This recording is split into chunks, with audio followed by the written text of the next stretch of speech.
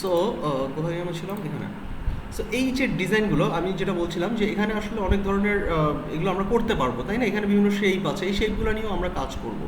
এখানটায় আপনারা দেখতে পাচ্ছেন যে একটা সার্কেল আছে, এখানে একটা মাস্কিংয়ের মতো করে একটা শেপ ক্রিয়েট করে করা আছে। তারপর সেম ওয়েতে এই যে ডিজাইনগুলো দেখছেন, এই ডিজাইনগুলো কি খুব বেশি কঠিন কিছু? খুব সহজ না, সহজ ডিজাইন না এগুলো, দেখেন দেখতে কিন্তু ভালো লাগছে ডিজাইনগুলো, রাইট? সো এই ধরনের কাজগুলো আমরা কিভাবে করব, এই ধরনের কাজগুলো আমরা কিভাবে শিখবো, এগুলো নিয়ে আমি আলোচনা করব। আমরা আরও দেখবো হচ্ছে গিয়ে আরেকটু যদি ডিটেইলে দেখি, এই যে শেপগুলো দেখেন, শেপগুলোর মধ্যে কি আসছে, একটা গ্লসি একটা ভাব আসছে। এখানে দেখেন যে একটা ব্যানার ট্যাগ আছে যে আপ টু 30% অফ, দেখতে পাচ্ছেন কি আপনারা? এই যে 30% অফটা আপনি এই টোটাল ডিজাইনের মধ্যে আপনার প্রথমেই চোখ যাবে 30%-এ, ঠিক আছে? কেন 30%-এ চোখ গেল? কারণ এই 30% লেখাটাকে হাইলাইট করা হয়েছে। সো সোশ্যাল মিডিয়ার ডিজাইন যখন আমরা করব, আমাদের মাথায় রাখতে হবে আমাদের হাইলাইটেড পয়েন্ট কোনটা। 30% অফ এই জায়গাটার মধ্যে যখন আমার চোখ যাবে, তখনই কিন্তু একজন ইউজার মানে একজন ক্রেতা কি খোঁজে? একজন ক্রেতা খোঁজে অফার, রাইট? একজন ক্রেতাকে আপনারা জানেন যে মানে বাংলাদেশ বা ইউরোপ কান্ট্রিগুলোতে বা ইউকে, তারপর হচ্ছে আপনার আমেরিকা, ওরা কি করে, ওদের দেখবেন যে পুরো বছরে যেই পরিমাণ না সেল হয় তার চেয়ে মানে অলমোস্ট 100 গুণ বেশি আপনাদের হচ্ছে গিয়ে ব্ল্যাক ফ্রাইডেতে সেল হয়, ব্ল্যাক ফ্রাইডে অফারে সেল হয়। ওরা সারা বছর অপেক্ষা করে শুধুমাত্র এই ব্ল্যাক ফ্রাইডে অফারের জন্য। দেখা গেছে যে ডিএসএলআর বা যে ক্যামেরাটার প্রাইস হচ্ছে গিয়ে আপনার $1,700 বা $2,000, সেটা ব্ল্যাক ফ্রাইডেতে চলে আসে হচ্ছে $700 বা $800, $900। সো এইরকম হচ্ছে গিয়ে আসলে প্রাইসের একটা বিশাল অফার থাকে। সো ক্রেতাদেরকে আকৃষ্ট করতে হলে কি করতে হবে? আমার অফারটাকে হাইলাইট করতে হবে। হাইলাইট মানে কি? হাইলাইট মানে হচ্ছে কোনো একটা ডিজাইনের স্পেসিফিক কোনো এরিয়া যেন আমি একবার চোখ বুলালেই আমার চোখে পড়ে যায়। যেমন এই ডিজাইনটাতে যদি আমি বলি, এই জায়গাটায় আপনার 30%টাকে হাইলাইট করা হয়নি, হাইলাইট করা হয়েছে কোনটাকে?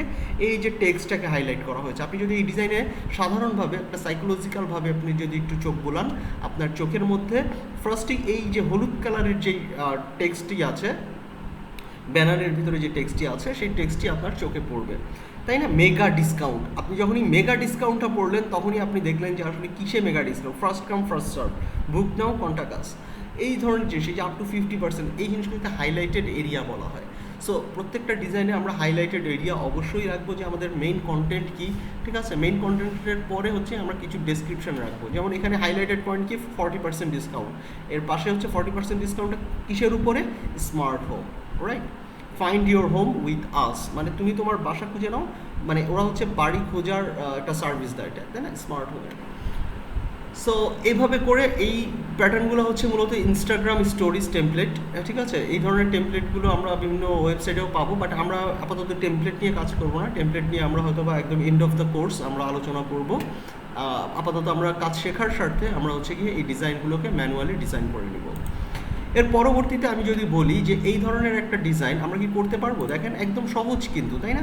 কিছুই নাই, একটা ইমেজকে মাস্কিং করে নেওয়া হয়েছে একটা শেপের মাধ্যমে, একটা টেক্সট দেওয়া হয়েছে, এখানে কল টু অ্যাকশন মানে হচ্ছে গিয়ে আপনার ফোন নাম্বার বা মেসেজ বা ইমেল বা এখানে ওয়েবসাইট এগুলো আছে। এই ইনফরমেশনগুলোকে বলা হয় কল টু অ্যাকশন ইনফরমেশন। এই যে সোল্ড ফর এত ডলার, এগুলো হচ্ছে আপনার ইনফরমেশন। আর কল টু ইনফরমেশন হচ্ছে এখানে যে অ্যাড্রেসটা আছে, এই অ্যাড্রেসটা হচ্ছে কল টু অ্যাকশন। এই অ্যাড্রেসটাকে বলা হয় call to action. Call now মানে কল টু অ্যাকশনটা কি? একটা অ্যাড দেখার পরে একজন ভিউয়ার ডিজিটালি কী কী অ্যাকশন নিতে পারে অ্যাডটার মাধ্যমে, সেটাকে বলা হয় কল টু অ্যাকশন। যেমন হচ্ছে গিয়ে আমি যদি আমার ডিজাইনে মেসেজ অপশন রেখে দিই যে আমার ইমেল অ্যাড্রেস, সেই ইউজার যদি মেসেজটা দেখে ইমেল পাঠায়, তাহলে সেই ইমেল অ্যাড্রেসটা হচ্ছে গিয়ে আমার call to action message, call to action information. যদি এখানে ফোন নাম্বার থাকে, ইউজার যদি ফোন করে, তাহলে হচ্ছে গিয়ে আমরা বলবো যে এই ফোন নাম্বারটা হচ্ছে কল টু অ্যাকশন। তো কোনো একটা ডিজিটাল কন্টেন্টে বা ডিজিটাল ব্যানারে বা ডিজিটাল অ্যাডের মধ্যে কয়েকটা জিনিস থাকে, একটা হচ্ছে হাইলাইটেড এরিয়া, একটা থাকে call to action area. Highlighted area, call to action area, okay? Highlighted এরিয়াটা কীভাবে হাইলাইট করবো আমরা, এটা যখন কাজ করবো তখন আমরা দেখবো। যেমন এখানে হাইলাইটেড এরিয়া কোনটা? এখানে হাইলাইটেড এরিয়া হচ্ছে ফ্রি অ্যাপ্রাইজাল, তাই না? অ্যাপ্রাইজাল। সো ফ্রি অ্যাপ্রাইজাল এবং এখানে হচ্ছে গিয়ে রেডি টু সেল, এই জিনিসগুলো হচ্ছে হাইলাইটেড এরিয়া। একই সাথে এই যে ফোন নাম্বারের যে আইকনটি, এই আইকনটির মাধ্যমে, আইকনটি দেখার মাধ্যমে আমি বুঝতে পারবো যে এই ডিজাইনে একটা ফোন নাম্বার দেওয়া আছে। ফোন নাম্বারটা কি এটা পরে দেখবো, তার আগে হচ্ছে আমি শুধুমাত্র আইকনটা দিয়ে বুঝলাম যে ওকে ফাইন, এখানে একটা ফোন নাম্বারও দেওয়া আছে। ওকে, সো এই গেল। আমি যদি আরেকটা ডিজাইন বের করি, এই ডিজাইন থেকেও আমরা যদি লক্ষ্য করি যে এখানেও সেম, তাই না? একটা রিয়েল এস্টেট, এখানে লোগো বসানোর জন্য একটা স্পেসিফিক এরিয়া দিয়ে দিয়েছি, আমি একটা জায়গা দিয়ে দিয়েছি, এগুলো ভেরি মাচ সিম্পল। এখানে কল টু অ্যাকশন একটা দেখেন ডিভাইডার দিয়ে দিয়েছে মাঝখানে, তাই না? এখানে ওয়েবসাইট, এখানে ফোন নাম্বার, এখানে ইমেল অ্যাড্রেস, এখানে হচ্ছে একটা ট্যাগলাইন। ট্যাগলাইন কিন্তু খুব ইম্পর্টেন্ট যে কোনো একটা ডিজিটাল কন্টেন্টের জন্য। ট্যাগলাইনটা ভেরি মাচ ভেরি ইম্পর্টেন্ট। যেমন রিসেন্টলি একটা ট্যাগলাইন আমি পড়েছিলাম যে সাধ্যের মধ্যে কেনাকাটা, তাই না? সাধ্যের মধ্যে কেনাকাটা, বা হচ্ছে কি আরেকটা হচ্ছে গিয়ে যেমন আরও বিভিন্ন আছে না, যেমন রূপচাঁদার কি স্বাস্থ্যকর প্রতিটি ফোঁটা। এ ধরনের ট্যাগলাইনগুলো খুবই ইম্পর্টেন্ট যে কোনো ডিজিটাল কন্টেন্টের ক্ষেত্রে। সো এর পরবর্তীতে যদি আমি দেখাই যে এই ডিজাইনগুলোতে দেখেন যে আরেকটু কমপ্লিকেটেড, যে আমার এখানে অনেকগুলো ইমেজকে আমি সুন্দর করে সাজানো, তাই না? ইমেজগুলোকে রিসাইজ করা, এবং ব্যানারের সাইজগুলো দেখেন, এটা হচ্ছে গিয়ে কি একটু চওড়া স্কোয়ার সাইজ বাট একটু আয়তকার। এটা হচ্ছে ফুললি স্কোয়ার, এটাও ফুললি স্কোয়ার বাট এটার সাইজটা কি ছোট।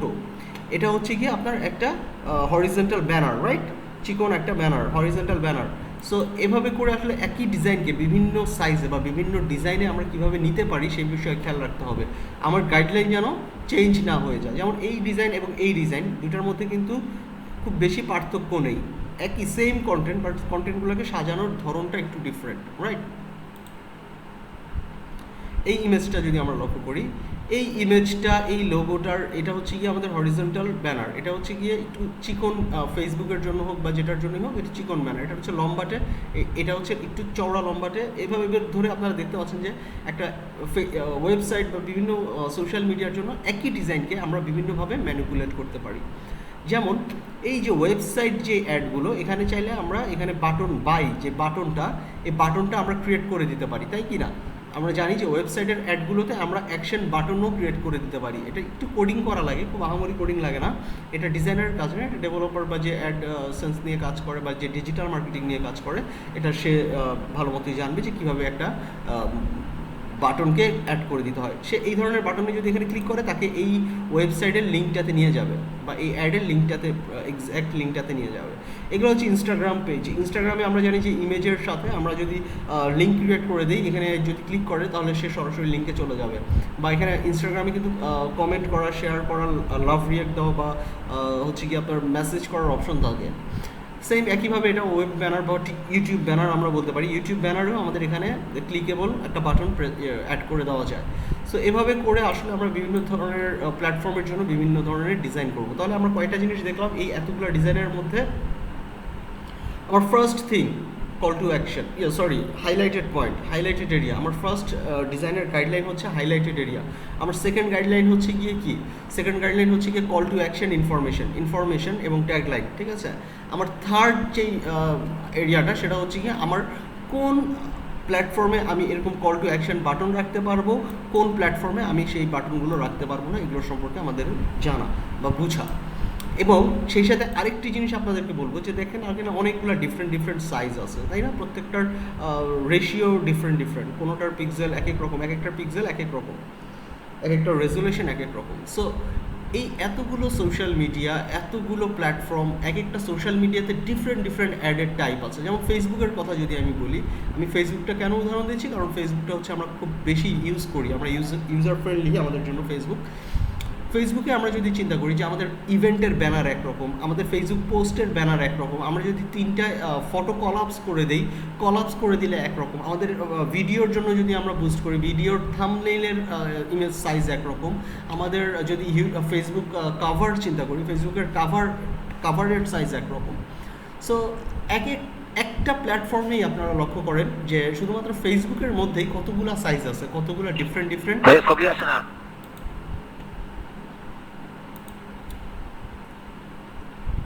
এখনো আসতেছে না? আমি তো প্রেজেন্ট করছি, দেখতে পাচ্ছেন কি? আসতেছে ভাই, আসতেছে, দেখতেছি তো আমরা। আচ্ছা, আপনি একটু দেখেন যে আমার এখানে কামরুল ইসলাম নামে একটি ইয়ে আছে যে প্রেজেন্টিং, এই প্রেজেন্টেশনটাতে ক্লিক করলে আপনি আমার ভিডিওটা দেখতে পাবেন, যেটি দেখতে পাচ্ছেন না। আচ্ছা, ঠিক আছে। তো আমি যদি আরেকবার চলে আসি,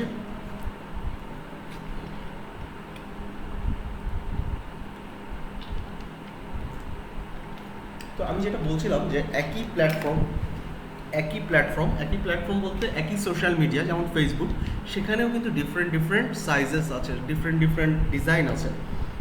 তো এরকম সোশ্যাল মিডিয়ার তো অভাব নাই আসলে, সেই সোশ্যাল মিডিয়া তো অনেক, তাই না? ভাইবার একটা সোশ্যাল মিডিয়া, হোয়াটসঅ্যাপ একটা সোশ্যাল মিডিয়া, ফেসবুকের মেসেঞ্জার একটা সোশ্যাল মিডিয়া, ইউটিউব হতে পারে একটা সোশ্যাল মিডিয়া, তারপরে হচ্ছে কি আপনাদের পিন্টারেস্ট, তারপরে হচ্ছে কি আপনাদের লিঙ্কডইন, বিহ্যান্স, এই ধরনের বিভিন্ন সোশ্যাল মিডিয়া আছে। প্রত্যেকটা সোশ্যাল মিডিয়ার জন্য আলাদা আলাদা কন্টেন্ট প্রয়োজন, তাই কি না? আলাদা আলাদা ডিফারেন্ট ডিফারেন্ট সাইজ আছে। এখন আমি যদি আপনাদেরকে প্রত্যেকটা ওয়েবসাইটের বা প্রত্যেকটা সোশ্যাল মিডিয়ার কী কী ধরনের ব্যানার হয় এগুলোর সাইজগুলোর যদি একটা লিস্ট করে দেই, আমার মনে হয় এটা খুব একটা ইফেক্টিভ হবে না, বা ওই লিস্টটা আপনারা আদৌ দেখবেন কি না আমার সন্দেহ আছে। সো এই জন্য আমি আপনাদেরকে যেটা সাজেস্ট করব যে এখানে আমরা, আচ্ছা আরও কয়েকটা ডিজাইন দেখি আমরা, তারপরে আমি আসছি সাইজটা নিয়ে। ওকে, সাইজটা নিয়ে একটু পরে কথা বলছি, সাইজে একটু বোঝার ব্যাপার আছে। সো এখানে আমরা এই এতটুকু দেখলাম, এরপরে যদি আমরা এই ইমেজটা দেখি, এই ইমেজটার মধ্যে কী আছে? এতক্ষণ আমরা দেখলাম যে একদমই সিম্পল কাজ, তাই না? একটা ইমেজ নিয়েছে, টেক্সট নিয়েছে, ব্যাকগ্রাউন্ড নিয়েছে, বিভিন্ন টেক্সট এরিয়া বা বিভিন্ন কল টু অ্যাকশন নিয়েছে, হাইলাইটেড পয়েন্ট করেছে। বাট এখানে আমরা দেখতে পাচ্ছি যে একটা ইমেজকে সুন্দর করে দেখেন ম্যানুপুলেট করে ফেলেছে। এই জিনিসগুলো দেখেন, এই জিনিসগুলো কিন্তু রিয়েল ইমেজ না, আপনারা যদি লক্ষ্য করেন এগুলো হচ্ছে ইলাস্ট্রেশন বলে এই ইমেজগুলোকে। হ্যাঁ, এগুলোকে বলা হয় ইলাস্ট্রেটেড ইমেজ বা ইলাস্ট্রেশন। এই ইলাস্ট্রেশন ইমেজ হচ্ছে আমরা ইলাস্ট্রেটর সফটওয়্যার দিয়ে তৈরি করব, ফটোশপেও করা সম্ভব, তবে ফটোশপে করতে গেলে কিছুটা মানে বেগ পেতে হয় আর কি। সো আমরা এই কাজগুলো ইলাস্ট্রেটরে করব, ইলাস্ট্রেশনের কাজগুলো, সকল প্রকার ইলাস্ট্রেশনের কাজ আমরা ইলাস্ট্রেটর সফটওয়্যারটির মাধ্যমে করব। ফটোশপেও সম্ভব, অসম্ভব না, বাট ফটোশপে একটু সময় সাপেক্ষ ব্যাপার। আর ফটোশপ যেহেতু লেয়ার বেসড, তো এখানে আপনারা যদি চিন্তা করেন যে ফটোশপ যেহেতু লেয়ার বেসড সফটওয়্যার, এই যে আমাদের এই যে ডিজাইনটা, এখানে দেখেন কতগুলো লেয়ার হতে পারতো। এই যে প্রত্যেকটা আলাদা আলাদা কালারের জন্য কিন্তু আলাদা আলাদা লেয়ারের প্রয়োজন হবে, তাই কি না? একই লেয়ারে আমি এত চমৎকারভাবে ডিজাইন করতে পারবো না, এই জন্য আমাকে প্রত্যেকটা কন্টেন্টের জন্য আলাদা আলাদা লেয়ার নিয়ে কাজ করতে হবে। আর এজন্যই আমি বলি যে ইলাস্ট্রেশনের কাজগুলো ফটোশপে করা টু মাচ ডিফিকাল্ট এবং সময় সাপেক্ষ। এই ধরনের ইলাস্ট্রেশন আমরা শিখবো আমরা যখন ইলাস্ট্রেটর নিয়ে কাজ করবো। বাট আমি যেটা বলতে চাচ্ছি যে এই ধরনের যদি আমি ইলাস্ট্রেশন না নিয়ে রিয়েল ইমেজ নিয়ে কাজ করি, তাহলে আমরা কি এই ধরনের কাজ করতে পারবো কিনা? আমি একটু মিউট করতে যাচ্ছি, জাস্ট 5 minutes, ওকে? 5 minutes না, জাস্ট 1 minute।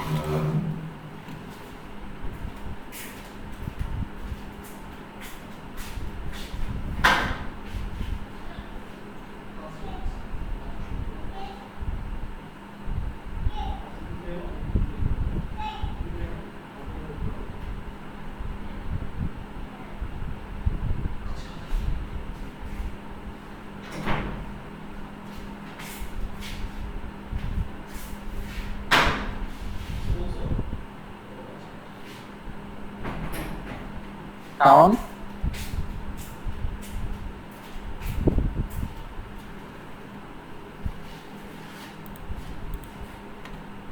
বন্ধু এই আছে মোটামুটি ওই বাইরে আছে। আচ্ছা, আপনারা দেখতে পাচ্ছেন তো, তাই না? আচ্ছা, সো যেটা বলছিলাম যে এখানে ডিফারেন্ট ডিফারেন্ট জিনিস আছে, এগুলো নিয়ে একটু বেশি আলাপ আলোচনা করছি এই কারণেই যে আপনারা এগুলো একটু বুঝেন আগে, ঠিক আছে? যে আসলে সোশ্যাল মিডিয়া অ্যাডটা কী। সো এই যে ইমেজগুলো দেখেন, এখানে এই যে ফন্টের যে ব্যবহারটা কী হচ্ছে, একটু ফানি টাইপের বা একটু জুসের সাথে মিল রেখে, কিন্তু এই যে দেখেন fresh juice, choose your test, এই ধরনের যে ট্যাগ লাইন, এগুলোকে বলা হয় ট্যাগ লাইন। এই ট্যাগ লাইনগুলো খুব ইম্পর্টেন্ট একটা ডিজাইনের জন্য। ট্যাগ লাইনটা যদি আপনার মানুষের পছন্দ মতো না দিতে পারেন, তাহলে কিন্তু মানে ডিজাইনটার ভ্যালিউটা কমে যাবে, রাইট? সো এখানে দেখেন যে বিভিন্ন ডিজাইন করেছে, এই যে ডিজাইনটা, এটা কিন্তু পেন টুল দিয়ে করা সম্ভব না। এই ধরনের ডিজাইন করতে হলে আমাদেরকে পেন টুল দিয়ে করা সম্ভব, অসম্ভব না, বাট এতটা পারফেক্ট হবে না। এটার জন্য আমরা ডিফারেন্ট ডিফারেন্ট ব্রাশ ব্যবহার করতে পারি, রাইট? আমি অলরেডি আপনাদেরকে ব্রাশের প্রিসেটটি দিয়ে দিয়েছি, এবং সেখান থেকে আপনারা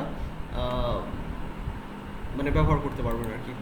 সো যাই হোক, যেটা বলছিলাম যে এটা গেল, এটা যাওয়ার পরে আমরা যদি এই ইমেজটা দেখি, এইখানটাতে আপনারা একটু লক্ষ্য করেন, এখানে কিন্তু টোটাল জিনিসটাই হচ্ছে গিয়ে ইমেজ ম্যানিপুলেশন, তাই না? ইমেজ ম্যানিপুলেশনের কাজ, ডিফারেন্ট ডিফারেন্ট অবজেক্টকে একসাথে নিয়ে এসে বসানো, এখানে ডিফারেন্ট ডিফারেন্ট টেক্সট ইফেক্ট, যেমন সামার ককটেলস, এটাকে হাইলাইট এরিয়া করা হয়েছে। এই সামার ককটেলস দ্বারাই বোঝাচ্ছে যে সানডে এত তারিখে একটা সামার ককটেলস মানে হচ্ছে কি একটা পার্টির মতো হবে, একটা ইভেন্টের মতো হবে, যেটার নাম হচ্ছে ডিজে কে কে থাকবে, ডিজে ম্যারি, ডিজে অ্যারন, মানে এই ধরনের বিভিন্ন পার্টি ইভেন্ট হয় না, এই ইভেন্টগুলো মানুষজন কোথা থেকে আসে, ক্রাউডগুলো আমরা নিউজ পেপারে অ্যাড দিতে পারি, আমরা সোশ্যাল মিডিয়ার থ্রুতে এই ইভেন্টগুলো অ্যাড দিতে পারি, তাই না? সো এই ধরনের সোশ্যাল মিডিয়ার অ্যাডগুলো আমরা পাবো, বানাতে শিখবো। এই যে এই আমাদের এই যে কনসেপ্টটা, একটা গ্লাস, খালি একটা গ্লাস নিয়ে এসেছি, গ্লাসের মধ্যে আমি যদি জুম করে দেখাই একটু ওয়াটার ড্রপ আছে, এখানে এই যে স্লাইসগুলো, এগুলোর ইমেজগুলো আমরা নিয়ে নিলাম, এখানে দেখেন যে এইটার শ্যাডোটা এখানে ফেলা হয়েছে, নিচে শ্যাডো আছে, এখানে হচ্ছে গিয়ে ওয়াটার ড্রপ দেওয়া হয়েছে, এই যে এই অরেঞ্জ বা মালটা যেটাই হোক না কেন, নিচে হচ্ছে এই জুসের একটা প্যাকেজিংয়ের পিএনজি ফাইল করে দেওয়া হয়েছে, এটার ব্যাকগ্রাউন্ড হয়তো ছবি তুলে ব্যাকগ্রাউন্ডটা রিমুভ করে দেওয়া হয়েছে। এখানে দেখেন এটা হচ্ছে লোগোটা, তাই না? ওই এই যে এই ব্র্যান্ডের লোগো হচ্ছে এটা, লোগোটা দিয়ে দিয়েছে, এবং each drop comes from the fruits, মানে একটা ট্যাগ লাইন, রাইট, একটা ট্যাগ দিয়ে দিয়েছে যে প্রত্যেকটা ড্রপই হচ্ছে গিয়ে আপনার ফল থেকে আসে। সো এইভাবে করে আমরা হচ্ছে গিয়ে আসলে এই ধরনের ডিজাইন কিভাবে তৈরি করব, এই ধরনের কাজ আমরা কিভাবে করব, আজকে আমরা এগুলো দেখবো, শিখবো, ঠিক আছে? এই ডিজাইনটাও সেম, একই একটু আগে বললাম আমি। সো এখানে দেখেন এটাও তো ইমেজ ম্যানিপুলেশন, এখানে সেম জিনিসকে দুইটা পার্ট করছে, একটাকে ব্লার করে দিচ্ছে, ব্লার করে দেওয়ার মানে হচ্ছে পিছনের জিনিসটাকে ঝাপসা দেখা যায়, সামনের জিনিসটাকে ফোকাস করা হয়েছে, এটা একটা প্যাকেজিংয়ের মতো, এই প্যাকেজিংয়ের juice as real as get it, ঠিক আছে, ইট গেটস। সো এই ধরনের ইমেজ ম্যানিপুলেশন কি আমরা করতে পারবো কি না, এখানে একটা জাস্ট সুন্দর একটা ব্যাকগ্রাউন্ড টেক্সট, এবং হচ্ছে গিয়ে এখানে দেখেন যে শ্যাডোর মতো ফেলা হয়েছে, তাই কি না? এখানে আরেকটা জিনিস লক্ষ্য করেন যে এই যে ইমেজটা, এই ইমেজের একটা রিফ্লেক্ট এখানে দেখা যাচ্ছে। রিফ্লেক্ট মানে কি, একটু গ্লসি কাচের উপরে যদি কোনো প্রোডাক্টকে বা কোনো বস্তুকে রাখা হয়, কাচের মধ্যে একটা রিফ্লেক্ট করে না প্রোডাক্টটা, সে রিফ্লেক্টিভ একটা এরিয়া কিন্তু তৈরি করে দিয়েছে। পরবর্তীতে যদি আমরা একটা ইমেজ দেখি, এটা হচ্ছে বিভিন্ন গেমের জন্য বানানো হয়, গেমের ব্যানার বা গেমের ইউআই, এটা আসলে ইউআই, এটা কোনো সোশ্যাল অ্যাড না, বাট তারপরে সোশ্যাল অ্যাডেও আপনারা দেখবেন যে বিভিন্ন গেমের এরকম ইন্টারফেস থাকে। গেমের ইন্টারফেসগুলো ডিজাইন করা একটু সময় সাপেক্ষ ব্যাপার, এখানে অনেক কিছু এলিমেন্ট থাকে, এই কাজগুলো আসলে ফটোশপে করাটা একটু ডিফিকাল্ট, এই কাজগুলো ম্যাক্সিমামই আমাদেরকে করতে হয় কিসে, ইলাস্ট্রেটরে, রাইট? সো ইলাস্ট্রেটরে আমরা এই কাজগুলো শিখবো। এই ইমেজটাতে দেখেন, এই ইমেজটাতে কি আছে, এটা একটা ব্যানার অ্যাড, এখানে হচ্ছে ডিসকভার, এটাকে হাইলাইট করা আছে, একটা ছেলে একটা মেয়ের মানে ট্রাভেলারদের একটা ছবি অ্যাড করা আছে। এখানে কালার টোনটা যদি আপনারা লক্ষ্য করেন যে এই নীলের মধ্যে একটু ইয়েলো বা একটু অরেঞ্জ কালারটা একটু বেশি হাইলাইটেড হয় নেভি ব্লুর মধ্যে, ওকে, আর হোয়াইট কালার। সো হোয়াইট কালারের চাইতে আমার মনে হয় অরেঞ্জ কালারটা মানুষের বেশি চোখে পড়বে, তাই না? সো এই কারণে এইটাকে আমি বলতেছি কি বলে, হাইলাইটেড এরিয়া। দেখেন বুক নাও, এই বুক নাও বাটনটাকে হাইলাইটেড এরিয়া করে ফেলেছে, এটাকে আমি যদি বলি যে সোশ্যাল মিডিয়া কাভারের জন্য। সো এই ধরনের জিনিসগুলো আসলে আমরা শিখবো আমাদের এই আজকের ক্লাসে। সো আমি এই জিনিসগুলো যদি কেটে দিই, এখন আমি যদি বলি যে আসলে এই যে ডিফারেন্ট সোশ্যাল মিডিয়া অ্যাড, এগুলো এতক্ষণ আমরা দেখলাম, এগুলোর সাইজগুলো নিয়ে যদি আমি একটু আলোচনা করতে চাই, সাইজগুলো নিয়ে আলোচনা করলে আসলে প্রত্যেকটা সোশ্যাল মিডিয়ার নিজস্ব কিছু গ্রামার আছে, নিজস্ব কিছু গাইডলাইন আছে। সো আমরা প্র্যাকটিস করার স্বার্থে আমি বলবো যে আমাদের, যেহেতু আমরা একদমই বিগিনার, অনেকেই আছে মোটামুটি ভালো কাজ করি আলহামদুলিল্লাহ, আর যারা একদমই বিগিনার টেনশনের কিছু নাই, আমি বলবো যে ফার্স্টে আপনারা ফেসবুকের জন্য ডিজাইন করা শেখেন। ফেসবুকের অ্যাডগুলো কীভাবে ডিজাইন করে, দেখেন ফেসবুকের অ্যাডগুলো ডিজাইন করার সাইজগুলো যদি আপনি এখানে ফেসবুক অ্যাড সাইজ লিখে যদি আপনি এখানে সার্চ করেন, গুগলে সার্চ করলে ও অটোমেটিক আপনাকে বেশ কিছু গ্রামার বা বেশ কিছু রুলস বলে দিবে। এটা হচ্ছে কি আপনাদের বিভিন্ন ডিজিটাল মার্কেটিং ওয়েবসাইট থাকে বা বিভিন্ন অ্যাড ওয়েবসাইট থাকে, সেগুলো আপনাদেরকে ফ্রি কিছু অ্যাডভাইস করবে। ফেসবুকের জন্য স্ট্যান্ডার্ড সাইজ যদি আমি বলি, ফেসবুক অ্যাডের জন্য, ফেসবুক অ্যাড বলতে ফেসবুকের ইমেজ, ফেসবুকের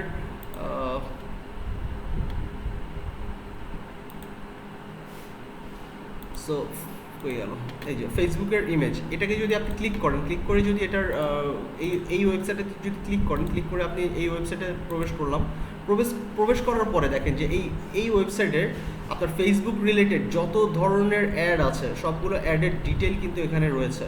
সেটা হতে পারে ইমেজ অ্যাড, সেটা হতে পারে ভিডিও অ্যাড, যেখানে ইমেজ আকারে দেওয়া আছে, সবগুলো দেওয়াই আছে। আসলে ডিজিটাল মার্কেটিং বা আপনাদের এই ডিজাইন রিলেটেড যেই কোনো রিসোর্স, আসলে আগে আমরা যেটা করতাম, আগে আমরা হচ্ছে গিয়ে বিভিন্ন টিউটোরিয়ালের সিডি কিনে রাখতাম, বই কিনে রাখতাম, বিভিন্ন সফটওয়্যারের বই পাওয়া যায় নীলক্ষেতে বা বিভিন্ন লাইব্রেরিতে, সেই বইগুলো সিডিগুলো এগুলোর কপি আমরা কিনে রাখতাম, কিনে আমরা বই দেখে দেখে শিখতাম। বাট এখন আসলে ওই দিনটা আসলে নাই বই দেখে শেখার। এখন আপনাদের যেই কোনো জিনিস, আপনাদের ওয়েবসাইট আছে, গুগল আছে, আপনারা জাস্ট সার্চ করবেন, অল কাইন্ড অফ রিসোর্স, মানে কি বলে একদম আপডেটেড রিসোর্সগুলো আপনারা এই গুগল থেকে কালেক্ট করতে পারবেন, ঠিক আছে? আর এরপরে আমি তো আছি, আমি আপনাদেরকে এন্টায়ার কোর্সে তো আপনাদের মেন্টর হিসেবে কাজ করবোই, যে কোনো প্রবলেম আমি সাপোর্ট দেওয়ার চেষ্টা করবো। সো এখানে আপনারা দেখতে পারবেন যে এই যে ফেসবুক অ্যাডের বিভিন্ন গাইডলাইন আছে, ঠিক আছে? এগুলো আপনারা একটু পড়বেন, হ্যাঁ। কিছু গাইডলাইন আছে যে কিছু জিনিস আমরা ফেসবুকে বুস্ট করতে পারবো না বা অ্যাড দিতে পারবো না। সেটা কি, যদি কোনো ইমেজের উপরে যদি কোনো মর্মান্তিক কোনো দৃশ্য থাকে, সে রোড অ্যাক্সিডেন্ট হতে পারে, বা মৃত ডেড বডি হতে পারে, কিংবা হচ্ছে গিয়ে মানুষের বডির কোনো পার্ট কাটা ছেঁড়া থাকতে পারে, কিংবা হচ্ছে গিয়ে কোনো একটা জীবজন্তুকে গুলি করে হত্যার কোনো একটা দৃশ্য থাকতে পারে, এই ধরনের দৃশ্যগুলোর অ্যাড যদি কোনো পেজ বুস্ট করে, মানে অ্যাড বলতে কি বুঝাই, অ্যাড হচ্ছে গিয়ে বুস্ট করা বা হচ্ছে গিয়ে অনলাইনে এটাকে প্রচার করা।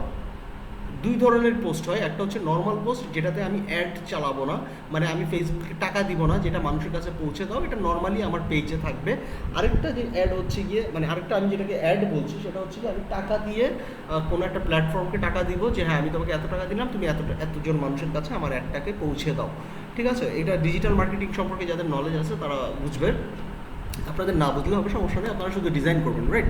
সো ডিজাইন করার ক্ষেত্রে ফেসবুকের জন্য কয়েকটা বিষয় আপনাদেরকে অবশ্যই মাথায় রাখতে হবে। ভায়োলেন্ট কোনো কিছুই আপনারা ফেসবুক ডিজাইনের মধ্যে দিতে পারবেন না।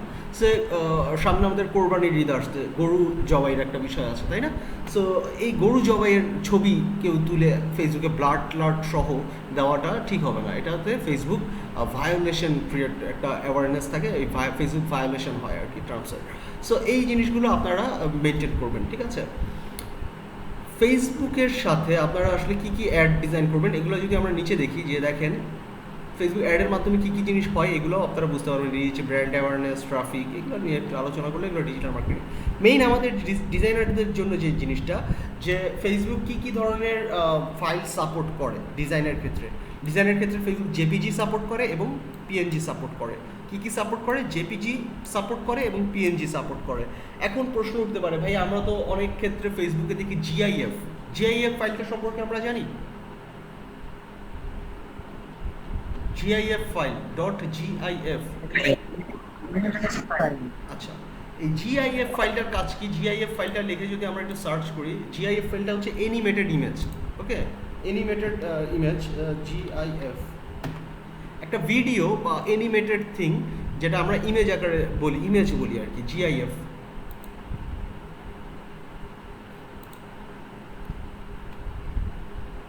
এই যে এগুলো হচ্ছে একটা জিআইএফ, ওকে? এই যে এই ধরনের স্টিকারগুলো তো আমরা দেখি ফেসবুকে ইউজ করে, তাই না? ফেসবুক অ্যাডে বিভিন্ন জায়গায় আমরা দেখি যে বিভিন্ন ফেসবুকের জন্য জিআইএফ ইউজ করে। আর নেটটা একটু স্লো আছে, আমি এগুলো বুঝতে পারছেন তো, তাই না? যে কোনো একটা ইমেজ একটু মুভ করবে, একটা ইমেজের মুভিং হবে, মুভিং ইমেজ, এটা কিন্তু একটা ইমেজ, ঠিক আছে? এটা ভিডিও না, এটা জিআইএফ ইমেজ। বাট কেউ কি কিছু বলবেন?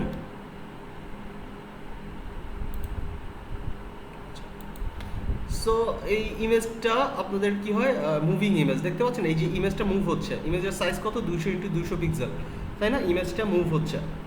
সো এই ধরনের ইমেজকে আমরা আসলে বলে থাকি যে আমাদের কি বলে, জিআইএফ ইমেজ। এই ধরনের ইমেজ ফেসবুক নেয় না। কিন্তু এখন আপনি প্রশ্ন হতে পারে যে ভাই আমরা তো দেখি যে ফেসবুক তো নেয়, ফেসবুকে তো আমরা এই ধরনের মুভিং ইমেজ দেখি, তাহলে সেগুলো আসছে কোথা থেকে? সেগুলো আসছে একটা থার্ড পার্টি বা একটা হচ্ছে এক্সটার্নাল লিঙ্ক শেয়ার করার মাধ্যমে। ফেসবুকে যদি আমি কোনো এক্সটার্নাল লিঙ্ক শেয়ার করার মাধ্যমে এই জিআইএফগুলো শেয়ার করতে পারি, বাট জিআইএফ আমি সরাসরি আপলোড করতে পারবো না ফেসবুকে, ঠিক আছে? থার্ড পার্টি কোনো একটা লিঙ্ক ব্যবহার করে সেটাকে আমি আপলোড করতে পারি। আচ্ছা, সো এখানটায় আপনারা আবার দেখেন যে ইমেজের রেশিও আছে। ইমেজের রেশিওটা কি 16:9, 9:16, ক্রপড হচ্ছে গিয়ে 1.91 অথবা 1:1, বা আরেকটা যেটা মানে সবচেয়ে বেশি প্রচলিত হয় 1:1, ঠিক আছে? যেমন এখানটাতে যদি আপনারা দেখেন ফেসবুক রিকমেন্ড অ্যাড সাইজ, এখানে আসছে 1200x628 পিক্সেল। এই 1200x628 পিক্সেলটা হচ্ছে কি আপনাদের ফেসবুক ব্যানারের অ্যাড সাইজ, যেটা হচ্ছে মোবাইল অপটিমাইজড। মোবাইলের মাধ্যমে আপনারা যদি দেখেন তাহলে হচ্ছে কি 628 পিক্সেল দিতে হবে। বাট যদি হচ্ছে কি আপনার ওয়েব ভিউর কথা চিন্তা করেন, ওয়েব ভিউতে হচ্ছে 1200x444, 1200x444।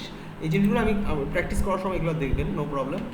ফেসবুক এবং ইনস্টাগ্রামের স্টোরির, আমরা জানি যে ফেসবুকে এখন বর্তমানে নতুন একটা ফিচার আসছে, নতুন বলতে আমি বলবো যে 1-2 বছর হয়ে গেছে অলরেডি, 2-2.5 বছর হয়ে গেছে, স্টোরিজ অ্যাড করা যায়। এই অ্যাড করা স্টোরিজের একটা স্ট্যান্ডার্ড সাইজ আছে ইনস্টাগ্রাম এবং ফেসবুকে, সেটা হচ্ছে গিয়ে 1080x1920। এটা হচ্ছে গিয়ে ফেসবুক স্টোরিজের একটা ডিফল্ট সাইজ, বাট এই সাইজের এদিক সেদিক হইলেও নো প্রবলেম। সো এখান থেকে আপনারা আরও বিভিন্ন জিনিস দেখতে পারবেন, বা এখান থেকে যদি আমি আরেকটু নিচে ক্লিক করি,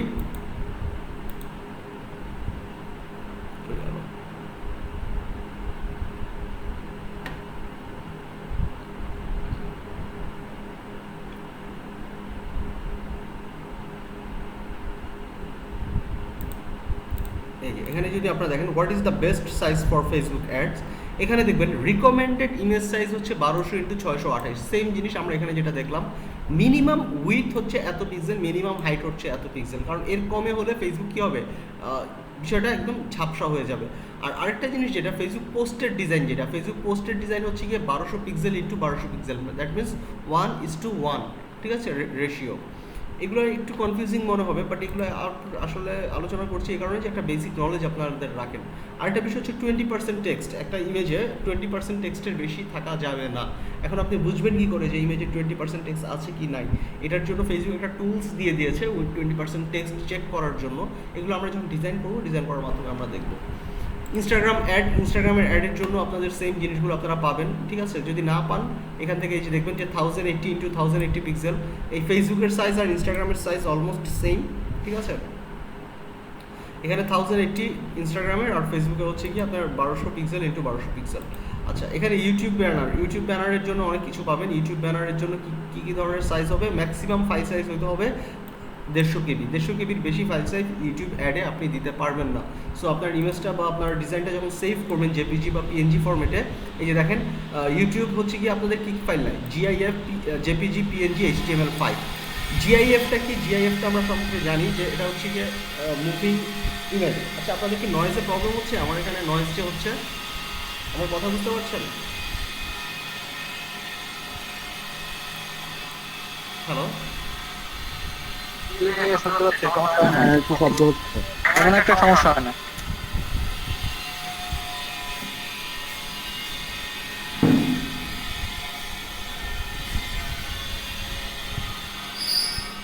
আপনার কথা শোনা যাচ্ছে, কিন্তু পাশে একটা আওয়াজ হচ্ছে, তো আপনার কথা সমস্যা হয় না শুনতে। আচ্ছা, আমি আসলে শুনতে পাচ্ছেন তো, তাই না? এখন মোটামুটি আগের চেয়ে বেটার। জি জি তো ভাইয়া। ইনস্টাগ্রামে দেখেন, আমরা ফেসবুকে দেখলাম যে দুইটা ফরম্যাট ফেসবুক রিসিভ করে, একটা হচ্ছে জেপিজি এবং একটা হচ্ছে পিএনজি। বাট ইউটিউব অ্যাডগুলোতে কী হয়, ইউটিউব অ্যাডগুলোতে 4টা ক্যাটাগরি ব্যবহার করে।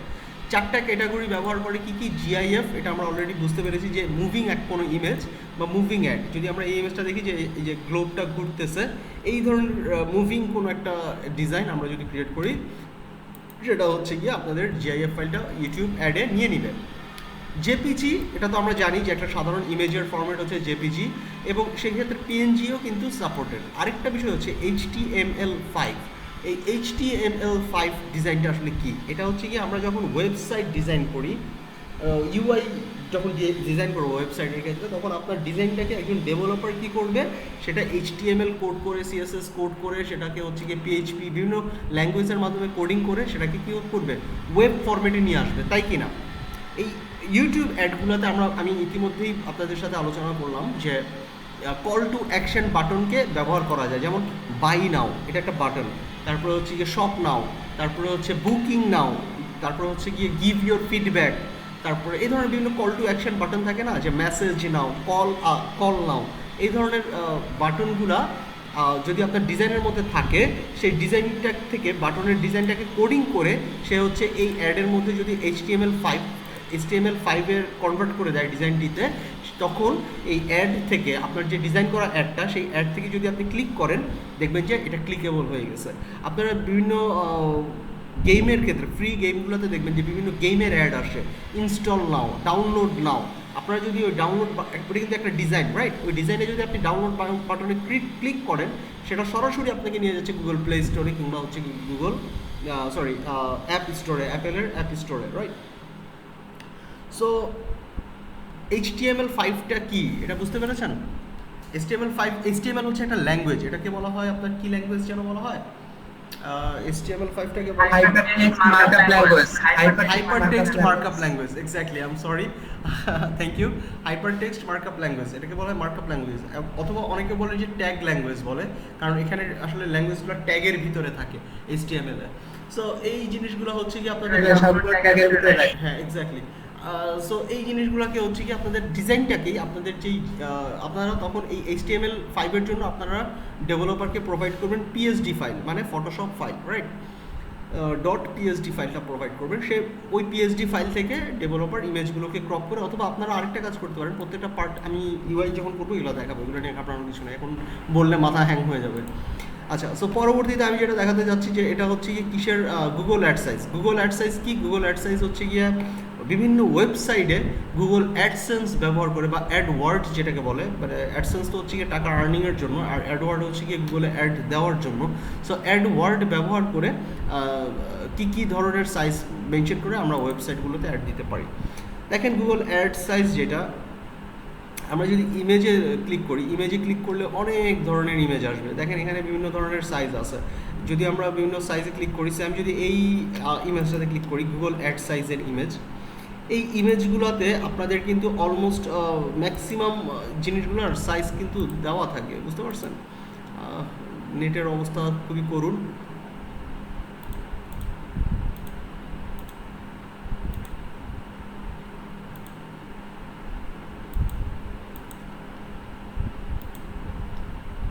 আচ্ছা, যাই হোক, এই যে সাইজগুলো এখানে, এইটাতে যদিও সাইজ দেওয়া নাই, সাইজ আছে এই যে এইটাতে মনে হয় দেওয়া আছে।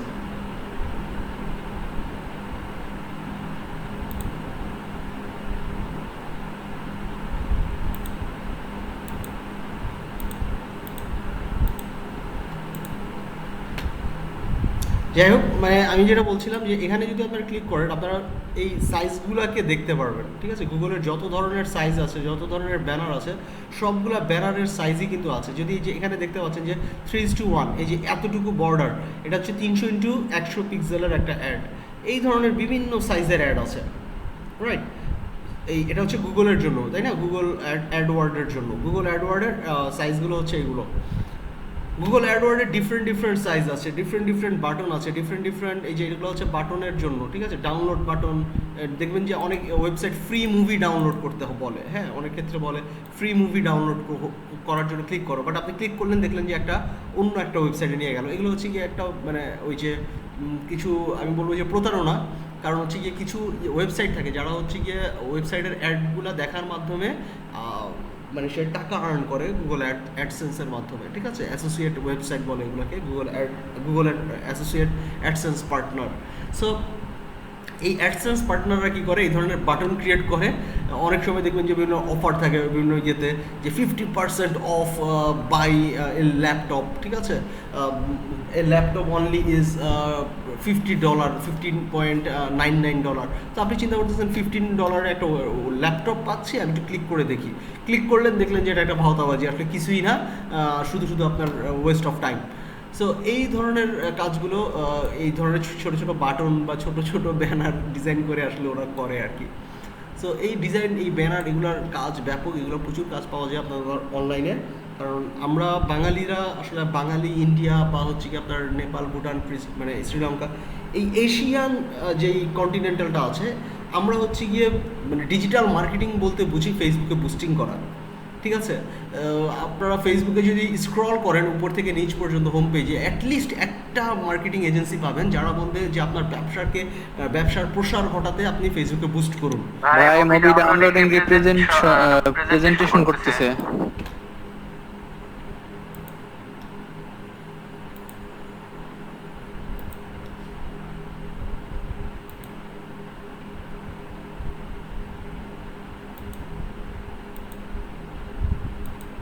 দেখতে পাচ্ছেন কি আপনারা?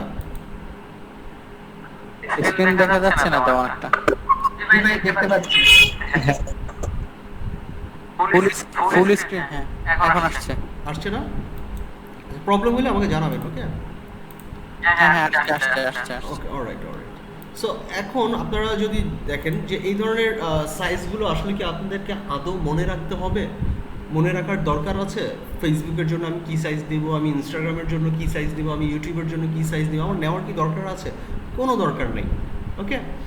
আমাকে যখন ক্লায়েন্ট কাজ দিবে, আমি সেই কাজটা কোন প্ল্যাটফর্মে অ্যাড করবে সে কিন্তু বলে দিবে যে আমি ফেসবুকের জন্য, আমি ইউটিউবের জন্য, আমি টুইটারের জন্য, কিংবা আমি ইনস্টাগ্রামের জন্য। ইনস্টাগ্রামের অ্যাড কিন্তু প্রচুর ডিজাইন করে আপনার ইউরোপ কান্ট্রিতে, বিশেষ করে অস্ট্রেলিয়া, কানাডা, জার্মানি, এই সাইটগুলো থেকে আপনাদের ইনস্টাগ্রামের জন্য ওরা বেশি ডিজাইন করে। তারপরে হচ্ছে কি ওরা পিন্টারেস্টের জন্য ডিজাইন করে, ওরা টুইটারের জন্য ডিজাইন করে, ফেসবুকের জন্যও করে বাট একটু কম। ফেসবুকের জন্য আপনার ইউএসএ ওরা কিন্তু করে, কিছু কিছু বায়ার আছে যারা হচ্ছে ফেসবুকের জন্য করে, ইউটিউবের জন্য ওরা অ্যাড ডিজাইন করে। সো এই অ্যাডগুলোর সাইজ কত হবে, কি হবে না হবে, এগুলো সম্পর্কে আপনার কোনো ধারণার দরকার নাই। অ্যাজ এ ডিজাইনার আপনার মাইন্ডটাকে ফ্রেশ রাখেন।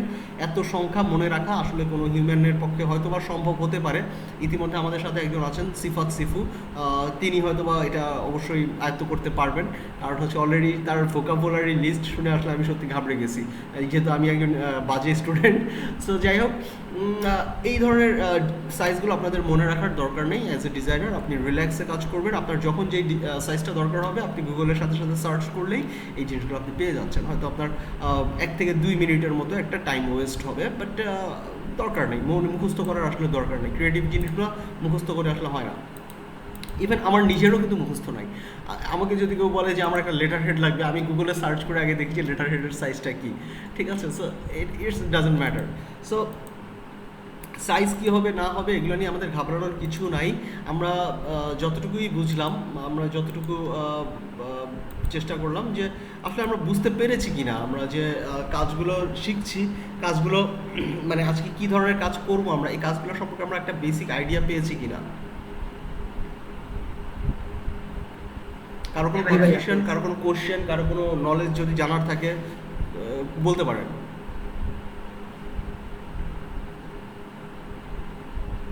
অলরাইট, সো তাহলে আমি এখন চলে যাচ্ছি পরবর্তী টপিকে। সেটা হচ্ছে গিয়ে আমাদের আজকে আমরা একটা সিম্পল ডিজাইন করবো আর কি, একটা ব্যানার ফেসবুকের জন্যই হোক বা যেটার জন্যই হোক একটা ডিজাইন করবো আমরা।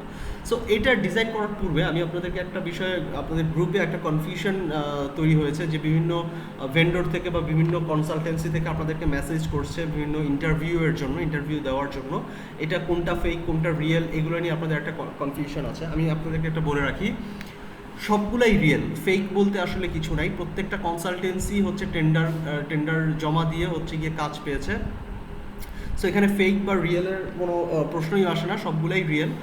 বাট প্রবলেমটা হয় কি যে আপনাদের ওই ভেন্ডরগুলোর কাছে তো আপনাদের প্রত্যেকের লিস্ট থাকে যে এনলিস্টেড স্টুডেন্ট কারা, জেলাভিত্তিক, ঠিক আছে? জেলাভিত্তিক প্রত্যেকটা স্টুডেন্টের থাকে। আপনাদের জেলাতে শুধুমাত্র আপনারাই যে ক্লাস করছেন তা কিন্তু না, বরগুনা জেলাতে আরও অনেক স্টুডেন্ট আছে যারা ডিফারেন্ট ব্যাচে ডিফারেন্ট ক্লাস করছে, ডিফারেন্ট ইয়ের কাছে। এই কনসালটেন্সি বলতে বোঝাচ্ছি যেমন অপূর্ব টেকনোলজি, আপনারা যাদের সাথে ক্লাস করছেন আমাদের সাথে, এই আমরাও কিন্তু একটা কনসালটেন্সি, ওকে?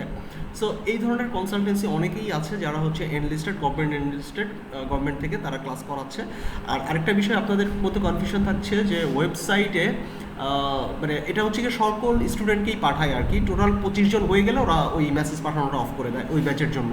যেমন অপূর্ব টেকনোলজি কী করেছে, বরগুনায় আপনারা যারা আছেন ম্যাক্সিমাম স্টুডেন্টকেই মেসেজ পাঠিয়েছে, তার মধ্যে থেকে প্রথম 25 জনকে ওনারা নিয়ে একটা ব্যাচ করে ফেলছে, ঠিক আছে? সো এইভাবে করে যখন 25 জন হয়ে যায়, যতক্ষণ পর্যন্ত না 25 জন হচ্ছে ততক্ষণ পর্যন্ত তারা এই SMS মার্কেটিংটা করে থাকে, ঠিক আছে? এটা হচ্ছে জাস্ট ফর কালেক্টিং স্টুডেন্টস। আপনাদেরকে তবে একটা বিষয় বলে রাখি, একসাথে 2টা কনসালটেন্সিতে আপনারা ক্লাস করতে পারবেন না, যেহেতু অলরেডি আপনাদের 5টা ক্লাস শুরু হয়ে গেছে, আপনারা অপূর্ব টেকনোলজির সাথে ক্লাস শুরু করে দিয়েছেন। এখন যদি আপনাদের কাছে ওই মেসেজগুলো আসে, আপনাদের ঘাবড়ানোর কিছু নাই, ভয়ের কিছু নাই, কনফিউশনের কিছু নাই, এই ধরনের মেসেজ আসবেই। এটা হচ্ছে কি আপনাদের বিভিন্ন কনসালটেন্সি থেকেই পাঠায়, একাধিক কনসালটেন্সি থেকেও পাঠাতে পারে আপনাদেরকে, ঠিক আছে? মেসেজ দেখা গেছে কখনো আপনাকে ওই যে AKR কিংবা কখনো অন্য কোনো কনসালটেন্সি, একাধিক কনসালটেন্সি আপনাদেরকে এই মেসেজগুলো পাঠাবে, নো প্রবলেম, এগুলো নিয়ে ঘাবড়ানোর কিছু নাই। কনফিউশনের কিছু নাই, কারণ একটা জায়গায় ক্লাস করেন, স্পেসিফিক যে কোনো একটা জায়গায় ক্লাস করেন। সো সেখানে ক্লাস করে আপনি কোর্সটা কমপ্লিট করেন, তাহলেই আপনি সার্টিফিকেটটা পাবেন আফটার কমপ্লিটিং দ্য কোর্স। কারণ আপনাদের ক্লাস ওয়ার্কগুলো, আপনাদের অ্যাসাইনমেন্টগুলো, আপনাদের ক্লাসের রেকর্ডেড ভিডিওগুলো সাবমিট করার মাধ্যমে আপনাদের এই যে অ্যাটেন্ডেন্সগুলো, এই অ্যাটেন্ডেন্সগুলো কিন্তু আপনাদের যাচ্ছে প্রতিদিনই। এই সাইফুদ্দিন ভাইয়া ভিডিও দেখে দেখে অ্যাটেন্ডেন্সগুলো প্রতিদিনই কালেক্ট করে পাঠিয়ে দিচ্ছেন। তো ওয়েবসাইটে আপনাদের ইনফরমেশন যদি খুঁজে না পান, ওয়েবসাইটটা আপডেট হতে হয়তো একটু সময় নিচ্ছে, বাট ঘাবড়ানোর কিছু নাই। ওয়েবসাইটে অবশ্যই আপনারা আপনাদের আপডেটটি পেয়ে যাবেন। আজকে আমি আমার কাছ থেকে ব্যাচ নাম্বার এগুলো নিয়ে গেছে, সো এগুলো ওয়েবসাইটে আপলোড হয়ে যাবে, নো প্রবলেম, এগুলো নিয়ে কনফিউশনের কিছু নাই।